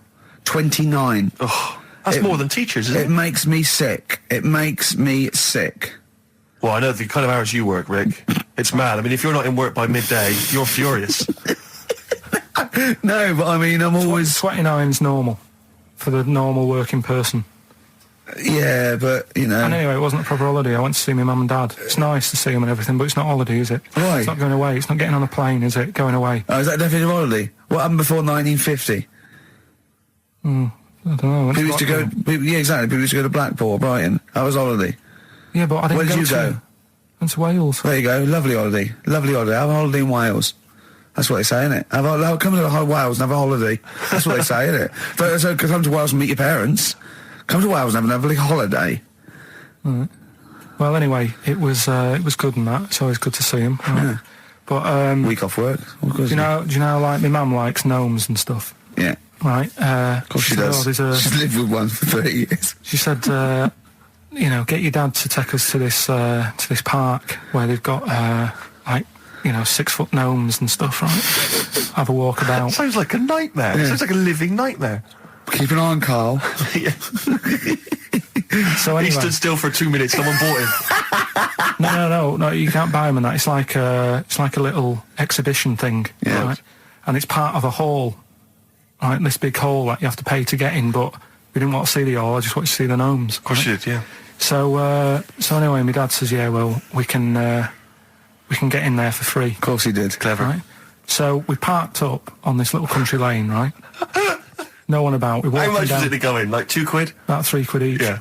But he said, well, yeah, but if you don't have to pay, do you know what I mean, you enjoy it even more, don't you, when you're walking about and you think, I've got this £3 in my pocket, no one's having it. Yeah. Right? No, looking over shoulder for a bloke with a peak hat saying, can I see your ticket, please? I wouldn't enjoy it more, no. Go on. Yeah, but you don't worry about it, do you? You got a bit of money now then, Rick. You've changed. So anyway, so we had to walk across about 4 fields. For £3! Right, and what happened was we're walking through all these fields and what have you, big grass and muddy bits and all that, 'cause it'd been raining, and climbing over fences and stuff. And we're in this field, right, and I look to my right and there's about 30 cows all staring at us, right? And Suzanne started to panic a bit. She said, we shouldn't be here. Dad says, of course we can, we're allowed to go wherever we want, you know, all this land, it's ramblers' rights and all that stuff. Yeah. And take a cow if you want, unattended. Serves him right for leaving him in the field unattended. I'm having one. Yeah. And So keep us fed for a week. Anyway, these cows start surrounding us. Surrounding us. And, oh, brilliant. Oh, no. Face off. and Suzanne's panicking, going, this isn't right. We're not going to make it to the fence in time. They're moving faster than us, and he started sort of running a bit. Wow. And It's like Dad some was kind of bovine West Side Story. Don't A gang of cows coming at you. don't worry about it and stuff. But my dad had to sort of stand there and like wave a stick at him. Of course. And we got away, but Suzanne was like having a bit of a sweat You on, got away. saying, we could have got killed. Sure. And my dad saying, no, it never happens. And I just wondered if it does, if there's a risk of... Yeah, it is rare, but there's been a couple of cases of being trampled by cows. They're not aggressive. They sort of run through you. Well, they're aggressive if they've got a calf. They do have kids. What? You had kids with them. Kids, yeah. That's goats you're thinking of. Yeah. Maybe they were trying to sneak into the gnome thing, and they were worried that, like, if too many people did it, and they thought some cows, we can just sneak in They where were cows, trying, yeah. no one's expecting cows. And the but some cows were going, humans. walk upright like you're a human. Don't walk upright. They thought you'd blow their cover. Yeah. Yeah, people have been killed by cows before. Yeah, that was like the highlight. And then... So when you arrived there, you were presumably covered in mud, looking like something that had just come from Glastonbury, staggering around this exhibition. It wasn't that bad. It was just like a woods, and it had like a funny sort of funeral, like a graveyard thing. Right. Yeah. With bodies sort of hanging out the ground and that. And we had What? these 6-foot gnomes. Right. And then we just set off again, walked back. But we You didn't sure have to this go wasn't through a the field. dream? No, it was good. And called up Ricky. I said, right, are you about? Have a chat and that. So he said, I'll just come round. It's a nice day. Have a drink and what have you. So I got round there at about 6:30, right? Go up to his door, knock on his door, right? He stood there with his tackle out. Oh. Yeah, what did you make of that? What was wrong with that? What do you mean, what's wrong with that? Why were you it was looking at odd. it? Why was were you odd. looking at it? I tried not to look at it. But again, you're always sort of attracted to it, aren't you? Kind of like... I've never been attracted to another man's tackle. I don't know what you mean. You can't help but have a little sly look. And especially when it's there. When you ring the bell, and I mean the one on the door, right? And that's hanging out. And does he dress to the left or the right? It was to the left, right? Yeah, it was left, yeah. Just popped it out of my shorts. For him. Just popped him out of the shorts. Should have seen the state of him. Shorts on, no top, cigar. Looked like someone out of The Sopranos. It was a mess. Yeah. And then... we sat on the balcony drinking wine, didn't we? Did you pop it back in, or was it still Yeah, I out at that popped it straight back in. I got the laugh. Sure. I got the laugh I Yeah. wanted. Yeah. He walked in, he went, it's not that hot. Straight away, it's not that hot. Oh, brilliant. And then, was that knob news, or is there more? No, it's got more knob news. That's just a taster. Just a taster. Listen, let's play some adverts, let's play some great music, and maybe we should have some early knob news. Early knob news coming up. XFM. Do you believe in God, Carl? Don't know, I don't really worry about it. It was ages ago, wasn't it? So, if he's about, whatever. Not that bothered. Adam and Eve is pretty interesting now, isn't it? It's not. Well, how is it interesting? He made man out of dust. Then just because he could, he's having a laugh. Then he made her out of one of his ribs. Again, he'd like to vary it a little bit. Then they had 2 sons, which gave rise to the entire human race. What was going on there then? What would have happened if they didn't get on?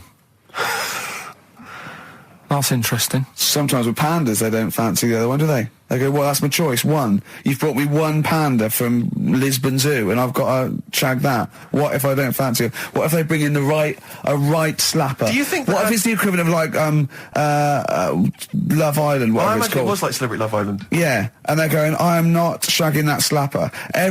Every panda in the world has seen that dirty old mott in magazines. Why am I meant to mate with it?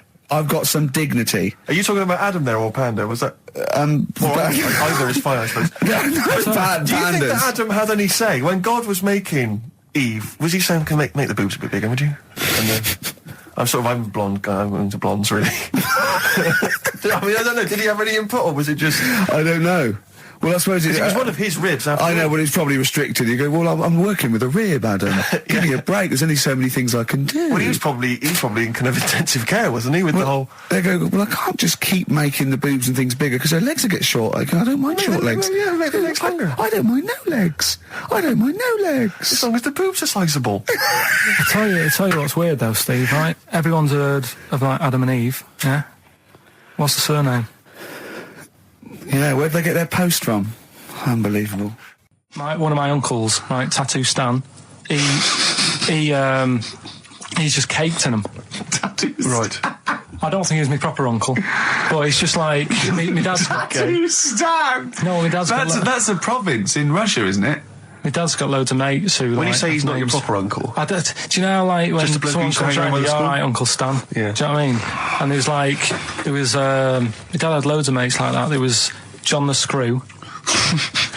Right. So he either works in a prison or he likes to have sex. Cabbie. Cab driver. Okay. There was Jimmy the Hat. I don't know what he Jimmy did. the Hat? Yeah. And, did he wear a hat? No. No. There was Fred the Veg. You sure he wasn't a relative? Sorry. Fred the Veg used to get us like big bags of potatoes and that. Fred Veg, okay. And there was Tattoo Stan. Right. And he was just caked in them. And I used to always look at him thinking, why have you done that? I must have only been like, 6 I or suppose 7. if you're born with a name like Tattoo Stan, Exactly. you're destined, Sorry, aren't you, were really? they like a 1950s gang? I'm worried just about... I'm Who worried were about... doing a bank job? What was his name? The Hat? What was his name? Jimmy the Hat. I'm worried about Jimmy the Hat. Yeah. Not having a hat. I don't understand it. Are you sure he didn't have a hat? Not when I met him. Did he ever wear a hat? I didn't see him that much. Do you think it was a joke, like, when your mate's sort of like, 8 foot and huge, you call him Little John or Tiny? Do you think... Well, the fact that he never wore Yeah, a they hat. went, hold on, I've noticed something about Jim. Go on. No hat. And I go, oh, true, let's call him Jim the Hat. Jimmy the Hat, yeah. But my Uncle Stan, he had like loads of them. He did them himself. Oh dear. And it was always that thing. God. What was it things like? He had like the cross. cut here, Cut one here, on made the in neck. Britain. And if you're going to do them yourself, I'd say at least make sure you're sort of a good drawer. Yeah. And don't do it in the mirror so it comes out backwards. Well, that was the other thing. But like, I remember he did. Names are all right. He had like all his kids' names down his arm. And, what are they called? Yeah. oh, God, it's Tattoo Stan Jr. Yeah. and Paul shits to bed. I'm trying to. Oh, Wabbai Kate. Yeah. But he had. Frankie never amounts to anything. Oh, God. So he had like. Johnny, I don't think he's mine. So he did all this. I don't even know why I'm telling you about tattoos. No, nor do I, Carl. 50 Cent in Da Club on XFM 104.9. We're playing our favourite singles of the year. Yep. And we're looking back over some of our favourite clips of the year. Embrace. Glorious Day on XFM 104.9. Rick, there may be listeners tuning in thinking, they've got something better to do, for instance, switching off the radio and just staring blankly at the wall for the next half an hour. But no, because what they're going to miss is our grand finale Oh, yeah. to this, which is, of course... Sponsored by Lindauer's, the sparkling wine solution to a hot summer's day. Yeah. That we're going to be firing a cork. Did you just make that up? Yeah. Pretty good. Good. They're going to be firing a cork at Karl's head just for the sound. I just think it's sound. Huh? It's not happening. Yes, it is. You said no. We've said it is now. We've promised it to the listeners. Yeah, come on. I'm not happy with it. Why? Because the pain. Well, I've never had it done, so I don't know how painful it is. Well, all the more reason to do it then. Yeah, we've got to try it out, haven't you? You're perfect. It's like a little cowbell or wood block. That's what I'm hoping for. Yeah. I'm hoping for pop. And I'm going to film it for my website. Brilliant. So go to that this week, rickygervais.com, and see Karl Pilkington getting hit. A high-powered cork coming out of Lindauer sparkling wine. Lindauer sparkling wine. And of course, if you want to send us anything in, and perhaps next week that you feel we could actually that'd be great. Sponsor us to do this something. Is like Karl. interactive because a lot of people plan the show. Like Dr. Fox plans his show. We sort of come up, we riff on the. That's a great idea. Send stuff in that we could harm Karl with. Yeah, we harm Karl. Harm Karl. We do a jingle. Harm Karl. I've always wanted one of those George Foreman grills. I've always wanted one of them. I know, but that's too much, isn't it? What if we just pressed his head inside it? We'd have to put it on. Put it on. See.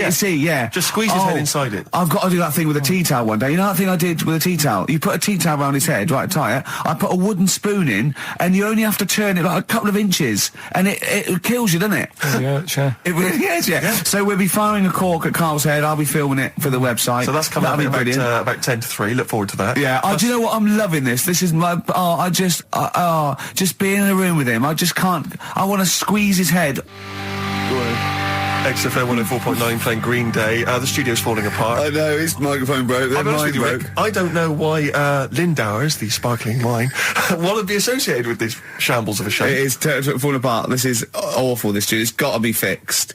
Right now, Karl, come on here. It's the time where I'm going to let a cork off. Do you want to film this, Steve? Yeah, that'll be available on the website next week, rickygervais.com. So see Karl getting hit.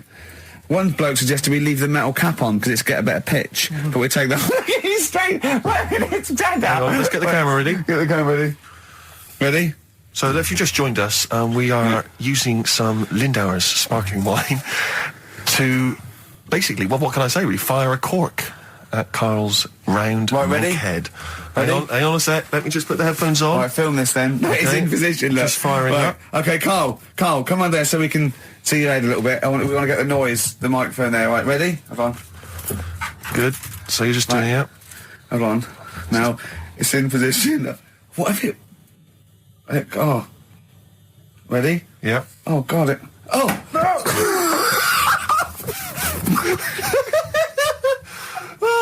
It's like Jackass. Did it hurt? Behind me. What do you mean? Did it hit you? I sort of just... It went off course, did it? Just glanced, did it? Right, Lindauer, you're going to send us 8 more bottles, please. Yeah, we're going to get this right. Wait, what were you thinking during the quiz then, when the questions were coming out? What were you thinking of? Well, what it was, right, just before the quiz started, I had to go to the toilet, right, because the rule is, right, people who don't go to it, once it starts, phones off, no more toilet. They take it dead serious, don't they, right? Yeah. So, I went to the toilet. Now, I'm not being out of order here, it just got me thinking, right? I went to the toilet, the gay fella in there, right? There was a gay fella in there. Gay fella in the toilet. Now, How could you tell? How did you know? Just typical, everything about it, right? Everything about it, right, yeah. Oh. What, large handlebar moustache, leather cap. Butt plugs, amyl nitrate. Could I just say that these views do not reflect the views of the management of XFM or me and Steve. Or most of the people in this country. Go on, Karl. What's your problem? Yeah, but this is what I'm worried about, really. But this is why I only got Danny Minogue right. Right? Because this was floating around my mind. Went to the toilet. Gay icon, now, isn't she? Go into the toilet. They have like men's cubicle and they have women's cubicle. Yeah. Now, without sounding out of order, is it wrong for me to think gay men should have their own little cubicle? Go in. They should have their own... Well, not cubicle, you mean an actual toilet, I suppose. When I was at the urinal, normally, there's a fella there, and then you go, all right, and there's no pressure. But I couldn't go. I was thinking, should I wait? If I go into the toilet, it'll look obvious. Yeah. I had loads of pressure, and But this was what were going you on. worried about? I'm so sorry. What were you concerned about? Viewers? I'm so sorry. It's like, right, listen, when I was a kid, right, and it's all right for you to go into women's toilets when you're a kid, it's like, oh, it's a bit cute, right, as long as you're not, like, over 15 or something, right? Right. But when I was a kid, I went into a toilet, and women, when they use their little cubicles, they don't shut the door. Some of them just sit down on the toilet, right, and you see everything. And, no, seriously, that's probably one of the first times I saw, like, a woman. Yeah. That, right, and my Auntie Nora when she was staying over. What happened with your Auntie Nora? She was, she's into wearing caftans. Into wearing what? Caftans. Oh, yeah. What caftans? Big, bellowy sort of dresses. Right. And, I used to sit on the floor at home in front of the telly. Sure. She was on the chair behind. Yeah. She did a bit of a sort of a Sharon Stone scene. Oh, God. Yeah. Did you see it? There was no underwear. No. What age were you? What was it like? What age were It you? was like a ripped tennis ball. What? Right, we're off air. Either that or put us in for the Sonys. Okay, what's the next one? What's the educating Well, wiki? I don't know. See, like I say, I was looking around and there's stuff that is interesting. Right, I was looking on the web. But there's no point. Well, it's just that I found one about What's the point? about a lad who 8 years old, but he's still breastfed. Now, I don't know if you can get anything out of that. Is that what his mum said? So,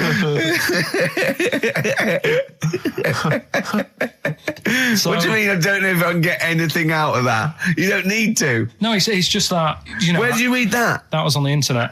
Oh, well, yeah.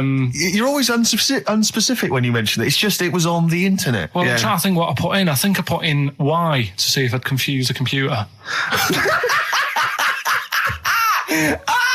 And then, Go! You are... no, I did, No, honestly. I did a search, put in why, and it came up with funny things that, like, why is this person doing that? Why is that?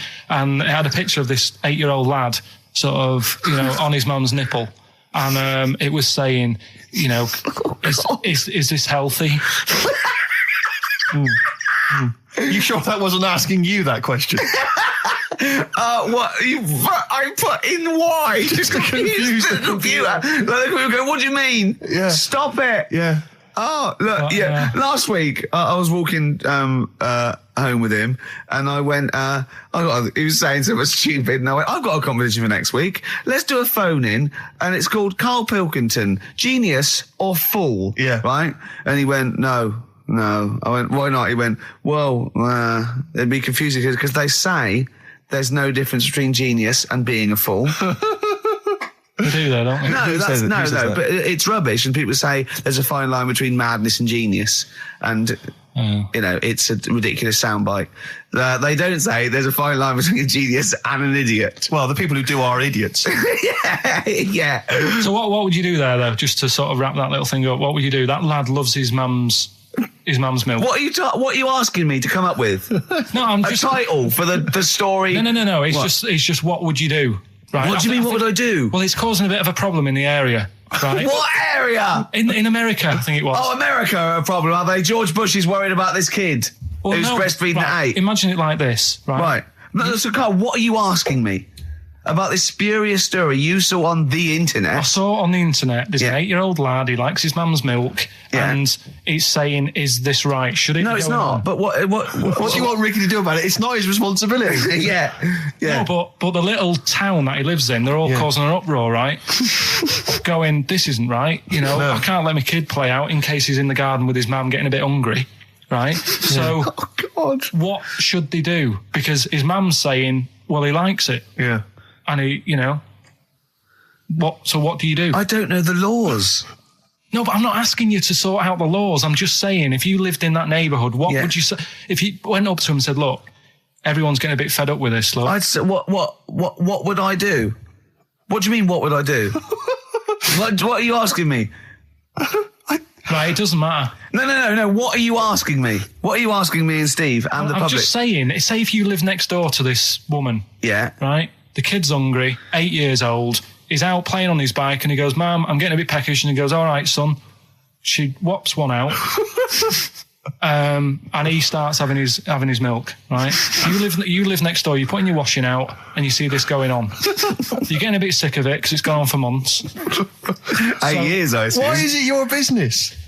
Why are you such a nosy neighbour that you're concerned? What would you do, Carl? Let's turn it back on him. Yeah. What would you do? What's your solution? What would you do? Well, I thought I'd say, right, why are you doing this? And she'd say, because he likes it. And I go, all right then, put it in a bowl first. And you think that would sort that out? No, because I was thinking about the whole thing, right? And you do that when you're a baby and everything's all right, innit? Yeah. No one bats an eyelid at a little baby having a bit of milk from its mum's breast, right? Yeah. You'd almost say it was natural. But you grow out of it. It's like you don't see. It got me thinking about things you don't see. And you don't see. Did you put this into a computer? Show me things you don't see. What else don't you see? Well, you don't see like an old man having a Twix. You never. So what? You know the terrible thing about all this, Steve, is he's right. You don't see an old man I having a know, Twix. that's a terrible thing. So what they have got, right, they've made old man toffees, haven't they? They've come up with Gervais. Is that a song? Oh God! You don't see it. So they've got their Werthers, right? Yeah. So, look at him. You think Forget he's it. giving a lecture at Oxford? it's not going anywhere. No, go on. Sorry. Go on. I'm just saying. Right. You grow out of things. Yeah. And the old man, I'm sure when he was a kid, he'd have a Twix. Yeah. Now it doesn't look right, so he's having... It doesn't look right. So... Right. I don't think Werther's originals were specially designed for old people. I think they were sweets that just happened to have been made for years. That's why old people eat them. Yeah. They didn't go, hang on, there's a market here. I've noticed old people aren't eating Twixes. Quick, let's make some old man sweets. But the little advert, he gives it to his grandson as well, doesn't he? He goes, I have a Werther's original. Now, I think it cuts, though, before he throws it back in his face and goes, get me a Twix. 104.9 XFM. You all right? This is Karl, producer of Ricky Gervais and Steve Merchant. They're not about today. Ricky's on holiday. Steve couldn't be bothered. So I'm left here with all the DATs. That's a digital audio tape of all the shows they've done since they've been here over the last, I don't know, year and a half or something. So we'll play you some of the best bits. All right, so here's the first bit. I've said in the past to you, Rick, that my grandparents, so I love them dearly, but it's like for the last 30 years, they've been waiting to die. I know, It's yeah. like they just sort of, it's like, you know, the novelty wore off of life. Life in the 50s. Yeah, they got kind of bored of it. Life, in the 40s, it was brilliant. All sat around the old Joanna as the bombs Yeah. fell, singing. They loved that. The 50s, that was great as well, because that was the post-war years. It was, it was a bit tight in the pocket, but it was all right. Everyone pulled together. And then the 60s came along, all the crazy music, the funny hair. Let's stay in bed. Exactly. They basically stayed in bed. And it was one Christmas when my grandmother said to my dad, what do you like for Christmas? What do you fancy for Christmas? And this must have been, I don't know, 20 years ago. She said, what do you fancy for Christmas, Ron? And he went, well, I could do with a nice big kind of warm winter overcoat. She said, don't worry about that. He said, don't worry about that, because your father will be dead soon. It's right, you can have his. Meaning my granddad. Well, I'll be honest with you, my father's still waiting. Which is good news. Good news for my grandfather. Less good news for my dad. Freezing. He's freezing. He finds out, how is he today? He's fine. Oh, okay. Oh, I'm freezing. It is such a weird mindset, that. I think that, to me, is what sums up people from that older generation, the 40s and 50s. And it seems to me that you've got that kind of mindset. It's like you were born in the 30s. And whenever you talk of your childhood, it's like you had like a baked potato to take to school. And a hoop and a stick is a Christmas The other gift. thing is, I think that that sort of generation, it seems that the man is dependent on the woman. There's a total dependence. Oh, absolutely, If she dies, he's done. Yes. He's Yes. done for. He'd just pine away. If he dies, she's got 30 years of pottering. Absolutely, yeah. Do you know what I mean? Yeah, and go yeah. into, like, you know, the youth club and the Yeah, I know church. what you mean, yeah. It's sort of like that. It's sad. Of course, it's sad for them, but it's not the end of their life. No, sure. And it sort of is the other way around. I don't know what why you that mean. is. Yeah. It's terrible. That's a little melancholy thought for I know, I've Christmas really time. brought it. You brought it down. You've brought it down. I've brought it. This isn't a nice show at all. This is terrible. Well, I We're didn't going to have really people wanna make just it- killing themselves. What? Right, you ready then? So, just in case you haven't heard it before, I'll give you some initials of a band or an artist. We're not doing Rockbusters now, are we? Yeah, I thought, well, we've just... we keep that going. Then we got. I love educating Ricky. That's my favourite thing now. Well, what do you want to do, Steve? I mean, Let's do the clues. It's just like it's sort of bigged up the prizes. And so People will this is only by email. Give the email address out now for people to write it down now, Carl. Right, it's ricky.gervais@xfm.co.uk. Ricky.gervais@xfm.co.uk. Only entries on email. Yeah. You're going to get 3 clues. You've got to get them all right. And you win all the You stuff. win all those prizes you said. Okay, Carl, go on then. Right, and just a quick example, one of the first ones we did, it was like AK, and the clue was exploding pet, Yeah. and it was atomic kitten, right? yeah. So you understand how it works now. These are your clues. The first one, that army has got some well-nice trenches. That army has got some nice trenches. Excellent. And the initials there are DW. Do you write some of the questions for 15 to 1? Go on. So that army has got some similar well-nice phrasing. trenches, okay. Okay. The second one, What were the initials there, Carl, on that person? DW. DW. Yeah. Right, the second one, the top of them curtains are all wrecked. All the materials all worn. He acts it out though. We've got to get him on telly. We have got to get him on telly because his little face and his gestures. That's the second one. The initials being HV. Okay, the top of those curtains are wrecked. All the materials all worn out. Right, HV. And the final one. Here's the final clue. I was in Texas the other week. Right, I tripped and landed on my knees in a puddle.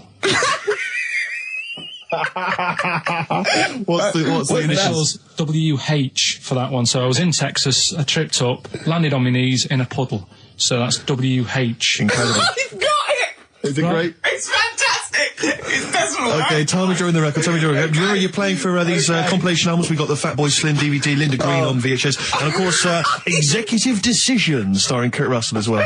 Oh God.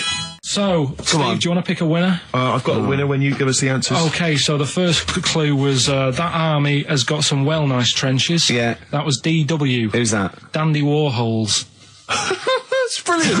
That's brilliant. All right. That's good. Yeah. The second one, the top of them curtains are wrecked. All the material is worn. Yeah. HV. That's Holly Valance. Oh, he got a phone call for a woman saying I haven't heard it, and he was talking to her off air, and she went, what is it? So-and-so, them curtains. She went, right. He said, you know the thing around the top of the curtain is a palmet, not a valance, and he went, cut her off. Yeah, but my auntie's always making balances on everything. I'll tell you about that next week, right? I'm looking forward to that. Right. Is this the one that farted for 5 minutes? Yeah, the very same. Yeah. Right, so we'll talk about that.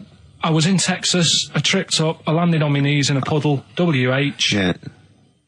wet knee Houston, right? Wet Knee Houston. Yeah. So, You're a maniac. So, who's a winner? We've got Pete, Catherine and Laura in Newcastle upon Tyne. They're listening online, I assume. And they're on gonna Sky get Digital. those great places. And remember, they got loads of stuff. They got the DVD here, they got Linda Green, they got Stone Roses, they got another compilation, and Executive Decision. Can't concentrate now. Oh, well, he's all stressed because the lady from MTV is here. She's going to film his little face. So the things he said in the week, he was so worried. He's got worried about the spot on his head. That won't come out. Just so you got your best side. It's on that side, that's alright. Oh, yeah, the camera's out. Look, he's getting nervous now. Okay, Carl, ignore the camera. Okay, just ignore the camera. Okay. Now, me and Steve have done our research for you, and we've got 2 amazing things to tell you. What should I tell him first, about the baby or the... Well, they're crab? both equally fascinating, so you choose. I'll tell you the crab thing first, right? Steve actually saw this thing in The Guardian in the week about our research thing, and then we looked it up, we looked into it on Friday, and it is incredible. Right, listen to this. There's a thing in a bay in New England, right, where it's like the biggest, they make silicon chips and stuff for computers, right? And because of the data protection thing, after they've done them, because they have to destroy the plates, right? Well, the information's sort of put onto them, but there's still flakes of silicon. They sort of grind it down straight away, and some of the flakes got into the bay, okay? But some of the information is still on even the slight granules of silicon.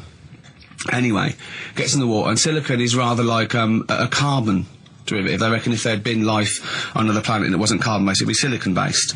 Because that's simple sugars and proteins, it's just COH and that, and it can work with silicon, right? Anyway, the crabs have been taken up, they're still in the water, and they looked out on the beach, and over years the crabs have started sort of putting themselves in formations, like geometric format, and they couldn't work out why they were doing this.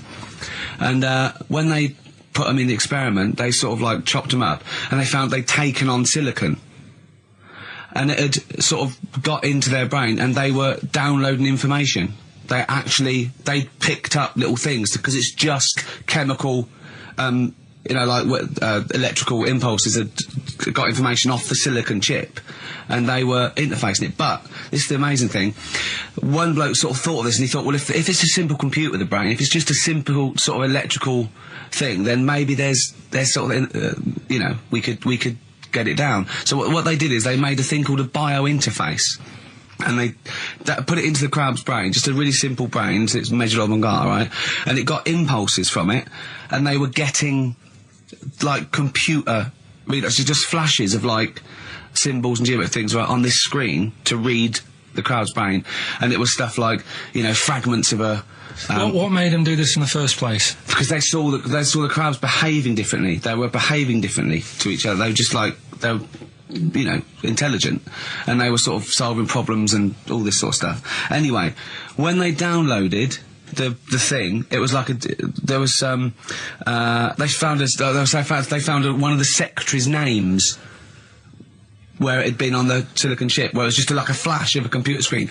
But the most amazing thing is, they downloaded a memory, right? It was like a snapshot where it had been burnt onto the retina of the crab, just a snapshot of something, and it was like a picture of the beach, like a couple of years ago, right? And they also did, incredible, it was like just a digital black and white sort of thing, so they could see what the crab had seen. Amazing. Jeez. Amazing. So intelligent crabs. What are they doing with them now? Super brain. Well, they think this is the upshot. They think they could use it as spy crabs, because they could get these crabs. Also, the other thing is, as generations went on, right? So they put a crab in the sea or something, right? Lots of crabs in, and then as generations went on, a newborn crab, they downloaded the memory, and it had the memories of its great all together. It had every memory that any crab had been related to it beforehand, because it passed it on. It just passed it on. So not even ones that had been eating the silicon stuff. Yeah, no. These are just like ones that have had kids. Yeah, and they've got like, and they know so you'd know everything. Your everything right the way back. So would that work if we ate silicon? Well, I suppose so. So what are they going to? Well, they can use them for all sorts of things, though. I mean, that's what's incredible. I mean, I don't know how you train it particularly. I don't know, it'd be quite tricky to train, but I'm assuming if they can do it that way, then presumably they can give it like certain silicon information, which they can then plant in it, if you like, within its sort of food. Also, if you could get them onto enemy beaches, you'd have like 1,000 digital cameras just taking around. You could get like, you know, Osama bin Laden or someone. They don't understand the information they've got. No, they don't know they're doing it. They just download them. So it's not like you could torture them and they won't be able to sort of give you the information, because they wouldn't know what information they had, because they're just. But the first crab they downloaded, they just kept seeing the same picture of a big crab feeding it, which they really, yeah, wow, that's what, like its mother crab or something. Yeah, just memories of it as a child. But they're not in colour, presumably. Because no, it's all in black and white. It's just a digital camera, because it's just they don't see in black and white, so it's just like a I don't know. I think it's burnt onto the retina or something. And the only one that they kept were the ones they saw a lot of the time. Wow. I mean, in a way, some of the educating Ricky I've got for you today is on the similar lines. Right. Oh, you've got to be impressed by that. You've got to be impressed by that. That's pretty good. I mean, I'm interested to see, you know, what they do. What they do with what the crab developments are. But yeah, no, that's pretty good. Yeah. But I mean, amazing. Yeah. Amazing. Well, just digest that information, because that's not even the most impressive one we found. I think it is. I suppose it's pretty impressive, but the next one's maybe more shocking. Okay, right. Well, let's play a tune, and Ricky's got another extraordinary fact. 4.9, I'm Ricky Gervais, with me Stephen Merchant. It's the best of. You've been voting in all week, sending your emails. So here's the clips that you wanted. Wu-Tang Clan and Gravel Pit. We love that, don't we? I love it, yeah. Yeah, Classic track. We're talking about embarrassing stories and stuff, and I don't know if I've told this on the radio before. Have I told you, Carl? I'm not sure. But this was when I was working at the BBC. This is not even long ago, and I'd moved to London, and I was fairly new in London. And I was working at the BBC, and I had this BBC hire car, and I've never told it. If there's anyone listening who works for the BBC, I don't know if I can still get in trouble for it. But this BBC hire car, and it was like I'd been ferrying kind of actors and people and production people around all day in this car. And I was driving back, it was quite late, it was about sort of 7 or 8, and I was driving back, and I pulled in to get some petrol to fill up the car every day. And I went into this garage to fill up some petrol, and I was there, and these two blokes came in a white van, right? They pulled into the forecourt, and I was filling up the car, and they went, "Hey, do you want to buy a couple of speakers?" And I said, "Yes, I do."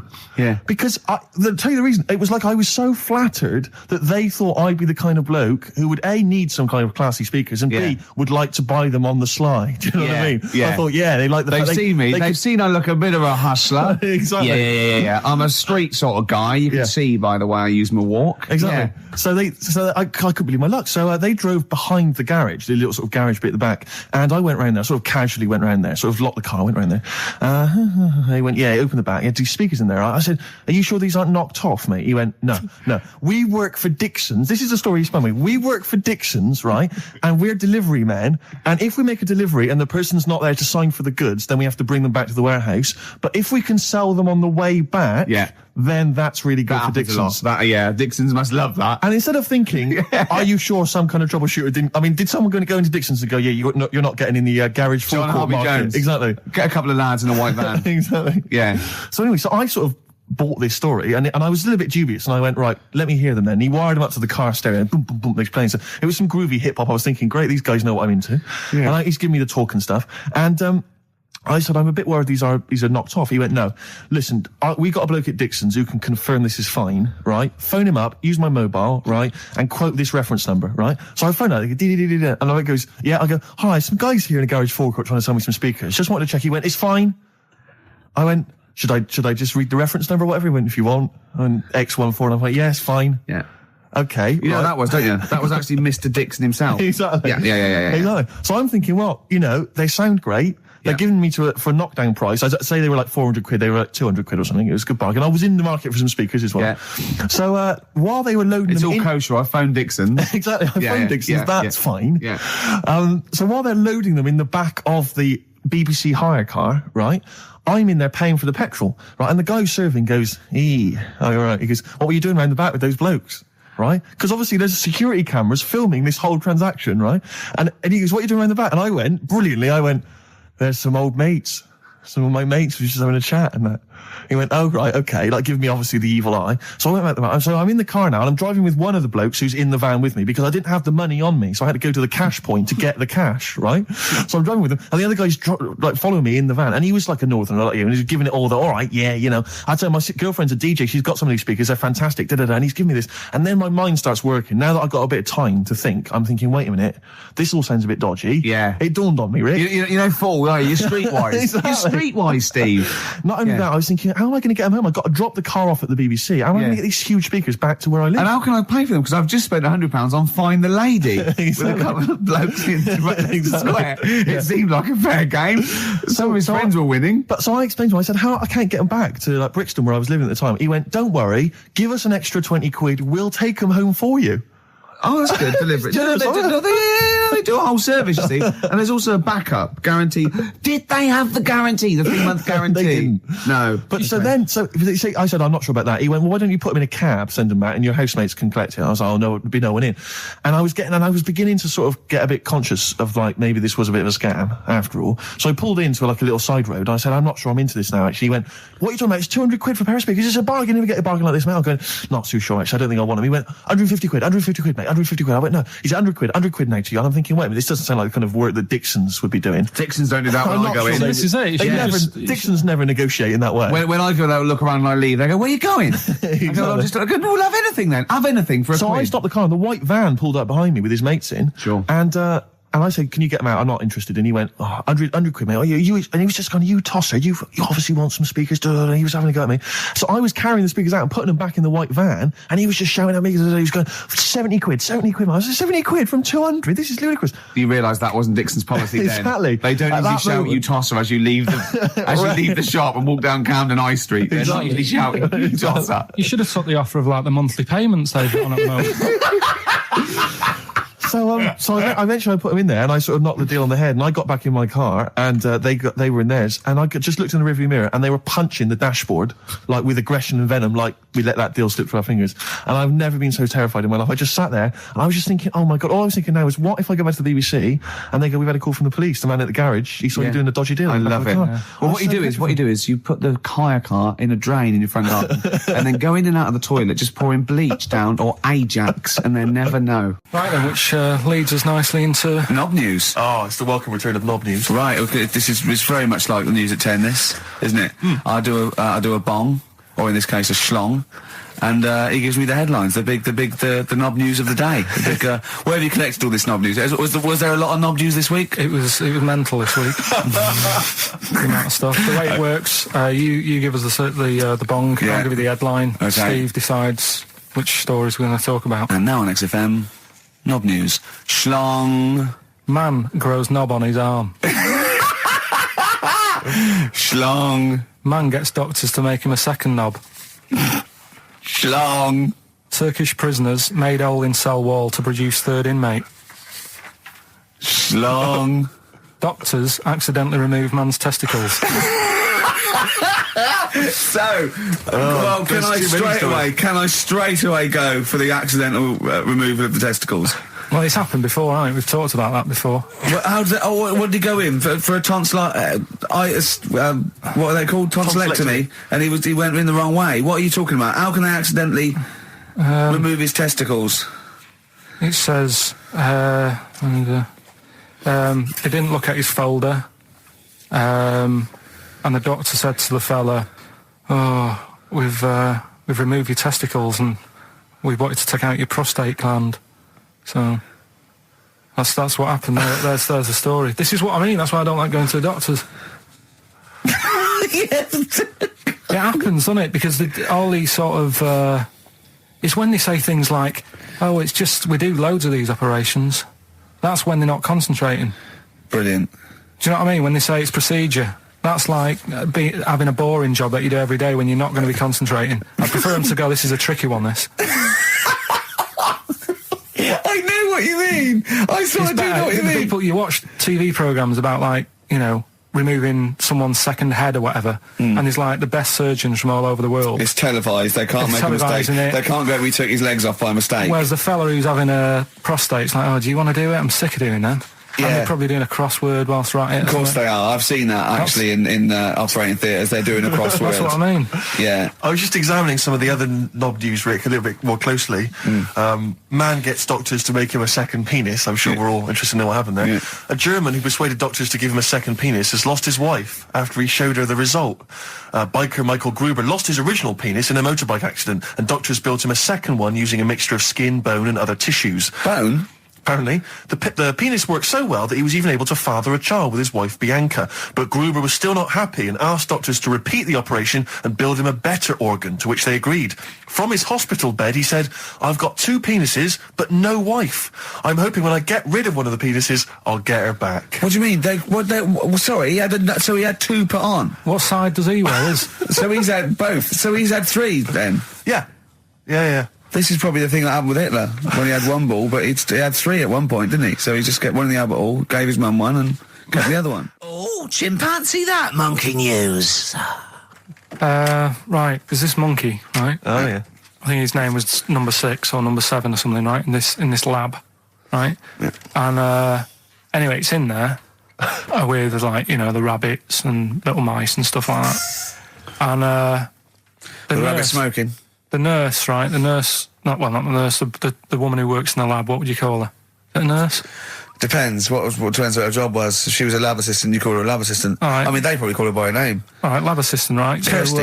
So she's... I think it's probably Kirsty. Right, Kirsty Morris. Well, she's in there, right? Yeah. And she don't work with many people and that. She's mainly on her own with, just putting lipstick on rabbits and stuff like that, right? Chimp fancies her. So, Chimp fancy her. He's putting on lipstick. Chimp fancies her because she's got hairy legs. He gets pally, right, with this woman. Yeah. Because, it gets to a point when she sees him every day. It's the way he sort of tries to string out like it's a narrative love story. Did the chimp put its hand out and grabbed her, and then you thinking that he made a move on her? So right, come on, he's allowed out. He's allowed out. It's not a story, is it? He's allowed out the cage and what have you every day. So he's wandering about, and as time goes on, he's watching what she's doing more and more. Yeah. Right. So he notices like the code on the door. Right. Right. Whatever 247 or whatever. Yeah. And he goes, right, I've clocked that. I've got that. I'll remember that. Right. And then he goes, right, there's a lot of lipstick and that knocking about, a lot of makeup. Right. Okay. No. There's no way. Finish. No. Because Steve, you know what's going to happen.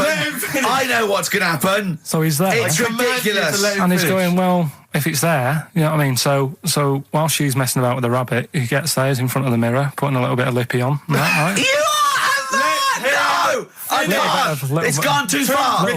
No, it's gone too far, Steve. Right, your mic's off, Rick. He's finishing the story. So, turn mine off as well. It's gone too far. Turn him off. Just let him finish. Right, so the thing is, right, it's this monkey wandering about. It's got lipstick, it's got mascara on, it's looking pretty good. I didn't mention the mascara! It's looking all right? So it knows the code on the door, 247, right? So when she's sort of messing about with the rabbit, right, he goes, right, here's my chance. He's looking good, 247, out the door, through the reception man's there. He's like, all right, Kirsty, right? Don't talk shit! I Feel Free from Cream, that's pretty much the last track, isn't it, guys? I imagine on XFM 104.9. Well, I mean, yeah, I've got nothing to say after that ridiculous story. I mean, that's worse than the bank robbery to me. Yeah. That he clocks that, and the bloke on the desk. All right, Kirsty. Oh, you're 2 foot shorter and hairy. She wasn't a looker anyway. So.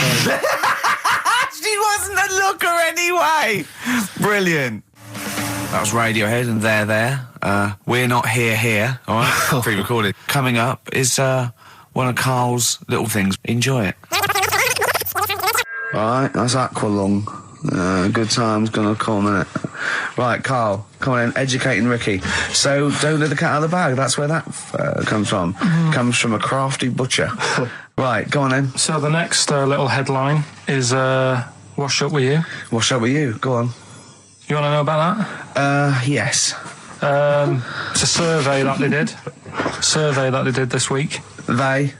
Yeah, some university did some survey. Brilliant. Did a world test on washing up. Yeah. And each country were given 140 pots to clean. Brits were the quickest. Yeah. Yeah. Turkey were the slowest at washing up. The Turks. It's not because the little fellas that work in the kitchens with no... Is it? They can't reach. Spain were the cleanest, and the Germans were pretty good as well. So... I don't know where to start with this. Honestly, Steve, I don't know where to start with that. Sorry, what was that? Wash Up With You, that was it? But was that it? Survey of washing pots and pans. I didn't understand. You said Italy were the cleanest. No, Spain. No, Brits were the quickest. Yeah. We were the quickest, but Italy was the Spain was the cleanest. Turkey were the slowest. Yeah. Spain were the cleanest. But why weren't we clean then? Because we were washing up. Why were we not paying attention to the... We did it rubbish. We did it quick. We did it quickly, but I don't understand why it was being rated on. Who was doing it? Was it Annette Newman or Ainsley Harriott? She's quick. Both of them are quick. Yeah. Well, they've got like kind of loads of slaves that do it for them. Did we use fairy liquid? Don't know. It didn't have. Did we use a whole bunch of Boy Scouts? Didn't say that. Just like said. It just said, that. Who had the softest hands? Who had the softest hands? So it didn't say. Why is it we don't get notified that this is taking place? I don't know. When I was a kid, no one ever said, we need recruits because we're doing a survey on who can wash up the quickest. Are you disappointed in yourself with that one, Carl? It is pretty dull. To be fair, and that is why we've got to bring in either con merchant or a wine merchant or shut up a Gervais. Yeah. Would you be able to, if I put you on the spot in the next, sort of after the next record, would you be able to give an example of how con merchant would work? I mean, is there something you could do just to sort of experiment? Should we play a record? Should we play a record? Play a tune. What do you reckon, I can do better than that. Yeah. What? Ads. Go on. Do you know why people tink the glasses before they have a drink? Why they tink? The verb to tink. I do know that, Carl. Is it about poison? It is. Here we are. What, would it make a different noise? Nope. Brilliant. Go on, explain Why? it. You explain it, Steve. No, don't, Steve. You explain it, Carl. Go on. Oh, I've started, so I'll finish. Come on, Carl. Explain why they tink the glasses. Ages ago, Yeah. only people with money had drinking or something. That's like one of my film reviews. Years ago. Welcome to History Now. Now, ages ago, only people with money had drinking or something. Keep going, Carl. Keep going. Like spirit and stuff. So they'd it's like businessmen. Businessmen. It's easy for you to say. This is getting to be cruel, isn't it? This is amazing. Yeah, go on. Why Go did on. you open your mouth, Carl? What were you hoping was the best that could happen? Because you tried to make me look stupid before with the planet, so I'm... Whereas you know... Yeah, go on, no, come on. Businessmen with money have got to drink and ching. Okay, so then, with all the drinks... So they'd nip round to have a chat about whatever they're earning money with. And they'd say, right, do you want a drink then? And they'd go, oh, yeah, that'd be alright. So, rather than just pouring it out of a bottle into a glass and saying, there you go, it could be going, hang on a minute, it could be poisoning me here and trying to, nip my business idea. Yeah. So what they'd do, it'd sort of pour a bit of his drink into the other person's glass and you get that tink noise. And that's like cheers, you know. No, Carl, I just have a slight amendment there. I think what it was you're absolutely right that they would then test each other's drinks to show that it wasn't poison. But over the years, that was reduced to just chinking the glasses by way of saying, let's not actually bother going through the whole rigmarole. They just did the chinking of the glasses. That's good. It was exhausting though, wasn't it? I know. Was it worth it, do you think? Well, I like that, because people carry that with them now. When they do that, they think, oh, that bloke's definitely not trying to poison me. Yeah. So the horrible thing is that now, when I do the glasses, I can laugh and go, they don't know I've poisoned them. Exactly. You should always do the pouring back and forth. It's a shortcut, it's a slippery slope. You know, just be careful. His homework was to come up with those stupid lateral thinking problems. We maybe should give an example of the... sort of genre. Romeo and Juliet, right? Romeo's asleep on the bed, Juliet's on the floor, covered in water and broken glass. What happened? And you ask all these stupid questions, and it's... Romeo's a cat and Juliet's a goldfish. Again, Awful. What am I thinking? Yeah. Yeah, come on then, Carl. Right, Yeah. there's a bloke lying on the floor, right? He's cut his head, blood's coming out of his head, and all his mates come running up, and they're all stood round him. Yeah. And they don't take their hats off as a mark of respect. That is outrageous. Why didn't they take their hats off? I'm laughing, but it's probably as good as the real absolutely. ones. A bloke's fallen with his... Yeah. He's lying on the floor. Yeah. He's dead. Yeah. His mates come running up. Was it important that his head was cut? I don't know. I mean, Would it have been okay if he'd have been wearing a hat? He wouldn't have been dead if he was wearing a hat. What's your answer? No, you're meant to answer questions. You don't just go, what's your answer? You say, where's the turn? You go, no, and I have to guess. It's obviously like sort of motorcycle stunt team or a parachute. Why didn't they take their hats off? Because they're probably still on the motorbikes or something, or... Well, yeah, but if you mark a respect to someone, you could take your helmet off. I'm getting angry. What? They're parachutists. Why couldn't they take their helmets off? Because they're coming down from the sky. But he's on the floor dead. Well, yeah, they can look down and see him on the floor. Are they on the floor, Carl? They're on the floor as well. They're walking, are they? Yeah, well, they sort of stood there looking at him. They're stood there. Yeah. They're stood on the floor looking They're at him. soldiers. Why? But why? Because it might be in a battle zone. They might have their helmets on, and he's been shot in the head. No. Well, that does work. You see, this is my point. That one works. That one works. Unless you've given us a piece of information where that doesn't work. What's the difference? Why is yours different to he's been shot in the head in the trenches and they're looking at him and they keep their helmets on? I just don't think it matters as much. If they're in the trench, they're already guarded a little bit. So they could take their hats off. It's the best mate, for God's sake. Okay, he's dwelling on this. Are they normal hats? What kind of hats are they? The answer. No, don't get ratty. What kind of hats are they? Baseball hats? If I told you what sort of hats they are, you'd have the answer. Wow. Okay, I've got to guess what sort of a hat it is then, have I? Right. Is it a trilby? No. Is it a bowler? I know what it is. What? They're spacemen. No. Oh, that's a good That one. one though. works as well. This is my point. I like that one a lot. It works. He's fallen on the moon, and not that the moon happened, it was set up, wasn't it, in the fake, studio? We know that, yeah. Okay, Carl, what's your answer? Builders on a building site. Why is that different to soldiers? Because bricks don't fall in wars. But bullets fly. Right. Let's play a record and we'll come back to it, Carl, while you think about what you've done. Oh, yeah. You've embarrassed Let's play yourself. some classic Suede. Yeah, and this is for David and Kieran, I think, who wanted a bit of Butler. That was Jane's Addiction. This is the Best Of Show on XFM 104.9. I'm Ricky Gervais, with me, Stephen Merchant. Yes. This was a clip show. We recorded this a couple of weeks ago. I hope you had a Merry Christmas. It's not over yet, because tonight at 9:50 is the second part of The Office Christmas specials. It's brilliant. Watch it, and we'll be back next week live. I'm Ricky Gervais, with me, Stephen Merchant. Bye. Have a great new year. But if you want, I'll pay for you to take history again. Carl, we'd love to see you get a C or above. And Well, we're I'll willing pay to... for you, and I'll get you some books. Right, now listen. We can, let's get, I reckon, when are the exams? June? Something like that, yeah. We'll try and register next week, and I reckon you can get an A or B. I'm history. Busy, I'm In busy. history. No, don't worry about it, it's just easy. I'll get you Brody's notes. If Heat magazine, they love you, Carl. They could probably sort something out.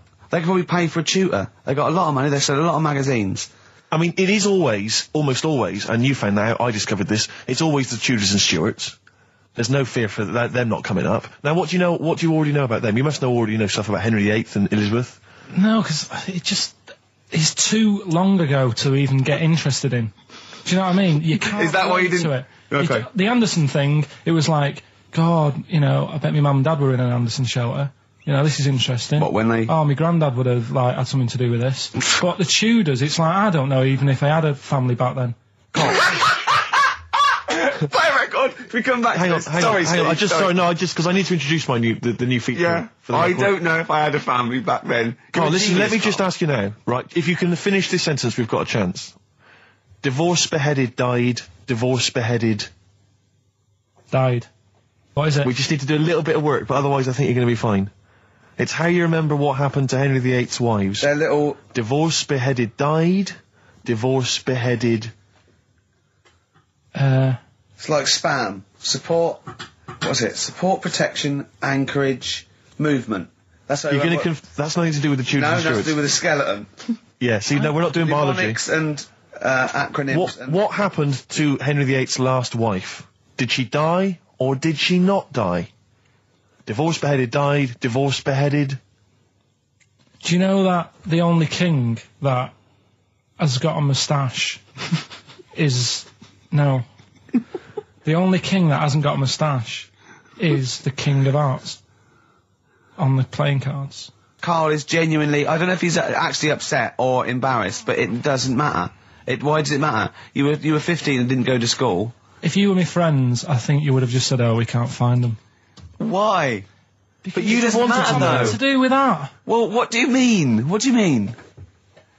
It's ridiculous. Do it again because you want to learn, because there's great things in the world to learn about. Don't worry. Look, GCSE is vocational. Is vocationally for a 15, 16-year-old to go on to do A-levels or whatever, or to get results. But you don't need that because you've done very well.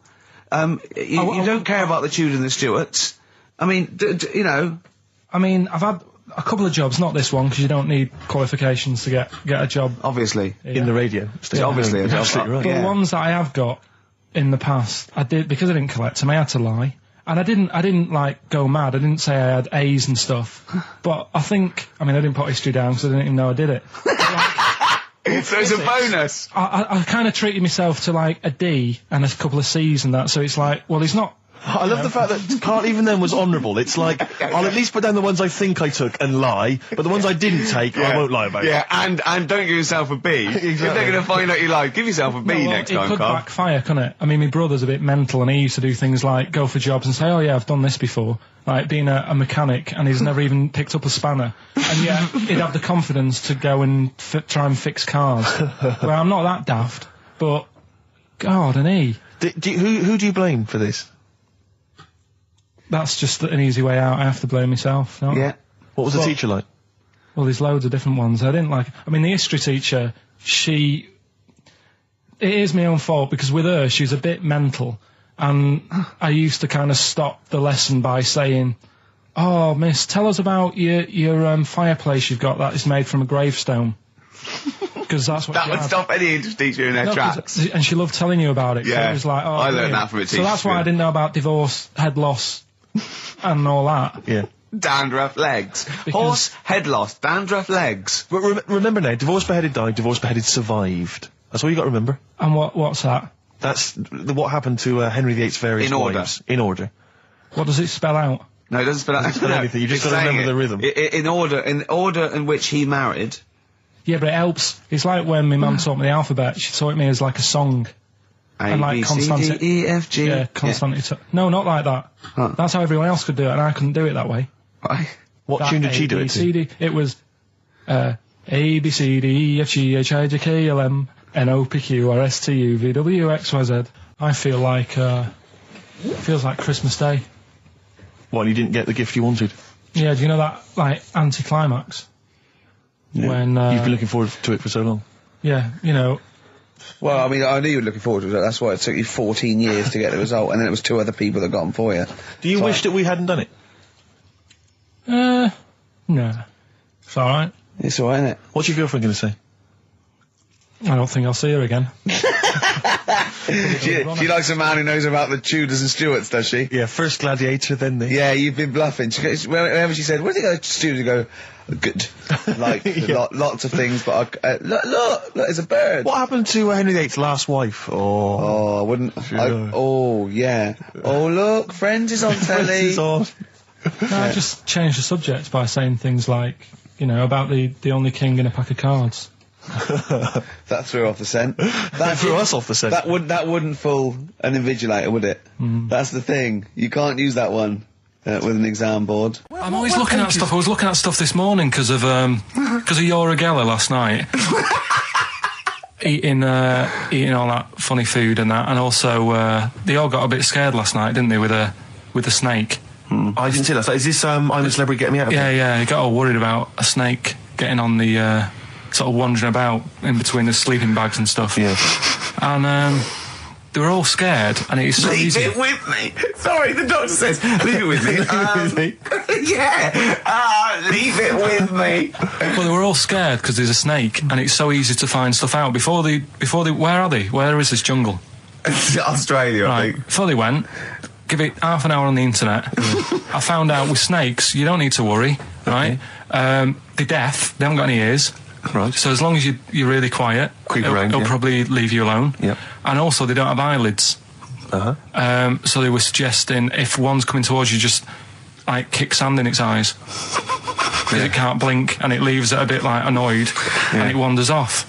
But they didn't do any research before they went. Yeah. And that's, I think your knowledge would hold you in good stead. I don't think you need to know any more than you know. You know, you've done maths, you think? Yeah. Did no revision for that? No. Okay. English, do you remember what it was? Did they ask you about Shakespeare? Did they ask you I about can't books? remember, but I must have done it because I thought that was... It was English language, not English literature, wasn't it? So it was Was it like spelling and all that? So was it like a comprehension? You read a passage and had to ask questions on it. Was it? Did you have to write a short essay? I don't know. I can't remember any of that. Okay. I did a science. Okay, physics or chemistry? Physics. All right, well done. And this is all you think? You actually took that? You actually took physics GCSE, you think? You're obliged to do a language, I think. Did you do French? I did French for a bit. I don't think you are. I don't think you have to do a language. I think you have at GCSE, I think you've got to. Well, English quite good. I think that's his language he did. So you don't know about language. History? Geography? Just what you will find out, won't we? Okay, but you just can't remember. I can't believe you can't remember turning up for these things, because it's quite a big moment in people's lives. It is the thing that you've been working to all of your educational life. On the day that the things came out, I was working at as a printer. Okay. And it was a really busy day. A lot of spelling mistakes. It was a really busy day, so you're bound to forget. Yeah, yeah. No, but I had to use gold ink that day. Oh. And it's, I mean, you're not a printer, so you don't know. No, that's the biggie, innit? But it's tough. You've got to really get your rollers clean. Carl, play a record, mate, and good luck with the exam results. Hopefully we'll have them for you by next week. It's time to give Carl... You're actually nervous, aren't you? I'm a little bit nervous. Just to recap, Carl is 30 this year. He never went to get his results of his GCSEs. So myself and Steve took it upon ourselves to phone his school, track them down, and we actually got your results. What did you think you took? Did English. Right. Maths. Yeah. Art. Right. And I think I did physics. Okay. Well, you didn't do any of them. Eh? You didn't do any of them. You didn't register. You registered for one exam and took one exam and got results for one exam. So I don't know what you thought you were turning up to, or you weren't registered, or you didn't. You're familiar with the notion of registering for an exam. You have to kind of officially register in order to be eligible. What do you mean, register? I turned up for a couple. Yeah, you can't just show up. You have to register for them. You have to pay this because it costs the school money, so they have had to have paid for you if they thought you were going to pass. You can't just turn up on the day and ask some paper at the front. I never got a letter telling me that. Well, that's because you were never at school. But you did somehow register or registered for one exam. You registered for history. It's a topic that you've always been interested in. I was saying to Ricky before, World War II, I loved it. Not the actual event. No, the but study just of it. all You mean? the stuff like, about the Anderson shelters and stuff like that. Yep. And the bombs and that. And then when I took it, it had nothing to do with that. It was more about the Tudors. So it didn't. The Second World War didn't come up. You mean there were no questions about the Anderson shelters? Nothing. That's devastating. So what are you expecting the result to be? is that seriously? Is that it? Yeah, it's the only one you took and registered. As far as the school is concerned, or yeah. certainly in Well, it's the terms only of one what that they told counts. us. It's the only result. It's the only one that counts. Yeah, you've got. I don't. Did you register for yours? Yeah. Yes. I've got certificates and everything. So what? Do you do that before the exam? Do you have to go somewhere and sign something, or? Yeah, you don't check your results and then decide if you want to register. It's not like Millionaire when you look at the question and go, I think I'll take the money. Yeah. You go. No. But anyway, you must have registered for one, or maybe your teacher put you in for it. Well, I didn't do it. They must have been Someone else confident. They registered must for have been confident. They must have thought your best bet was history. me. Right. So, what did they get? You got an E, which I think, technically, is a pass. E. It's a bad pass, but there's F, How and there's much U. You're not going to be doing a PhD. You can get an F, right, which is fail, and then a U, which is ungraded. Now, I don't know why the U exists, because F means you failed. U is like them going, you not only failed, but you wasted my time.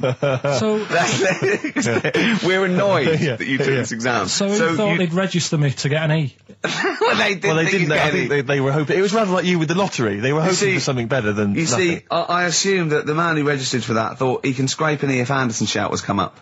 Yeah. Well, that's it. You've got.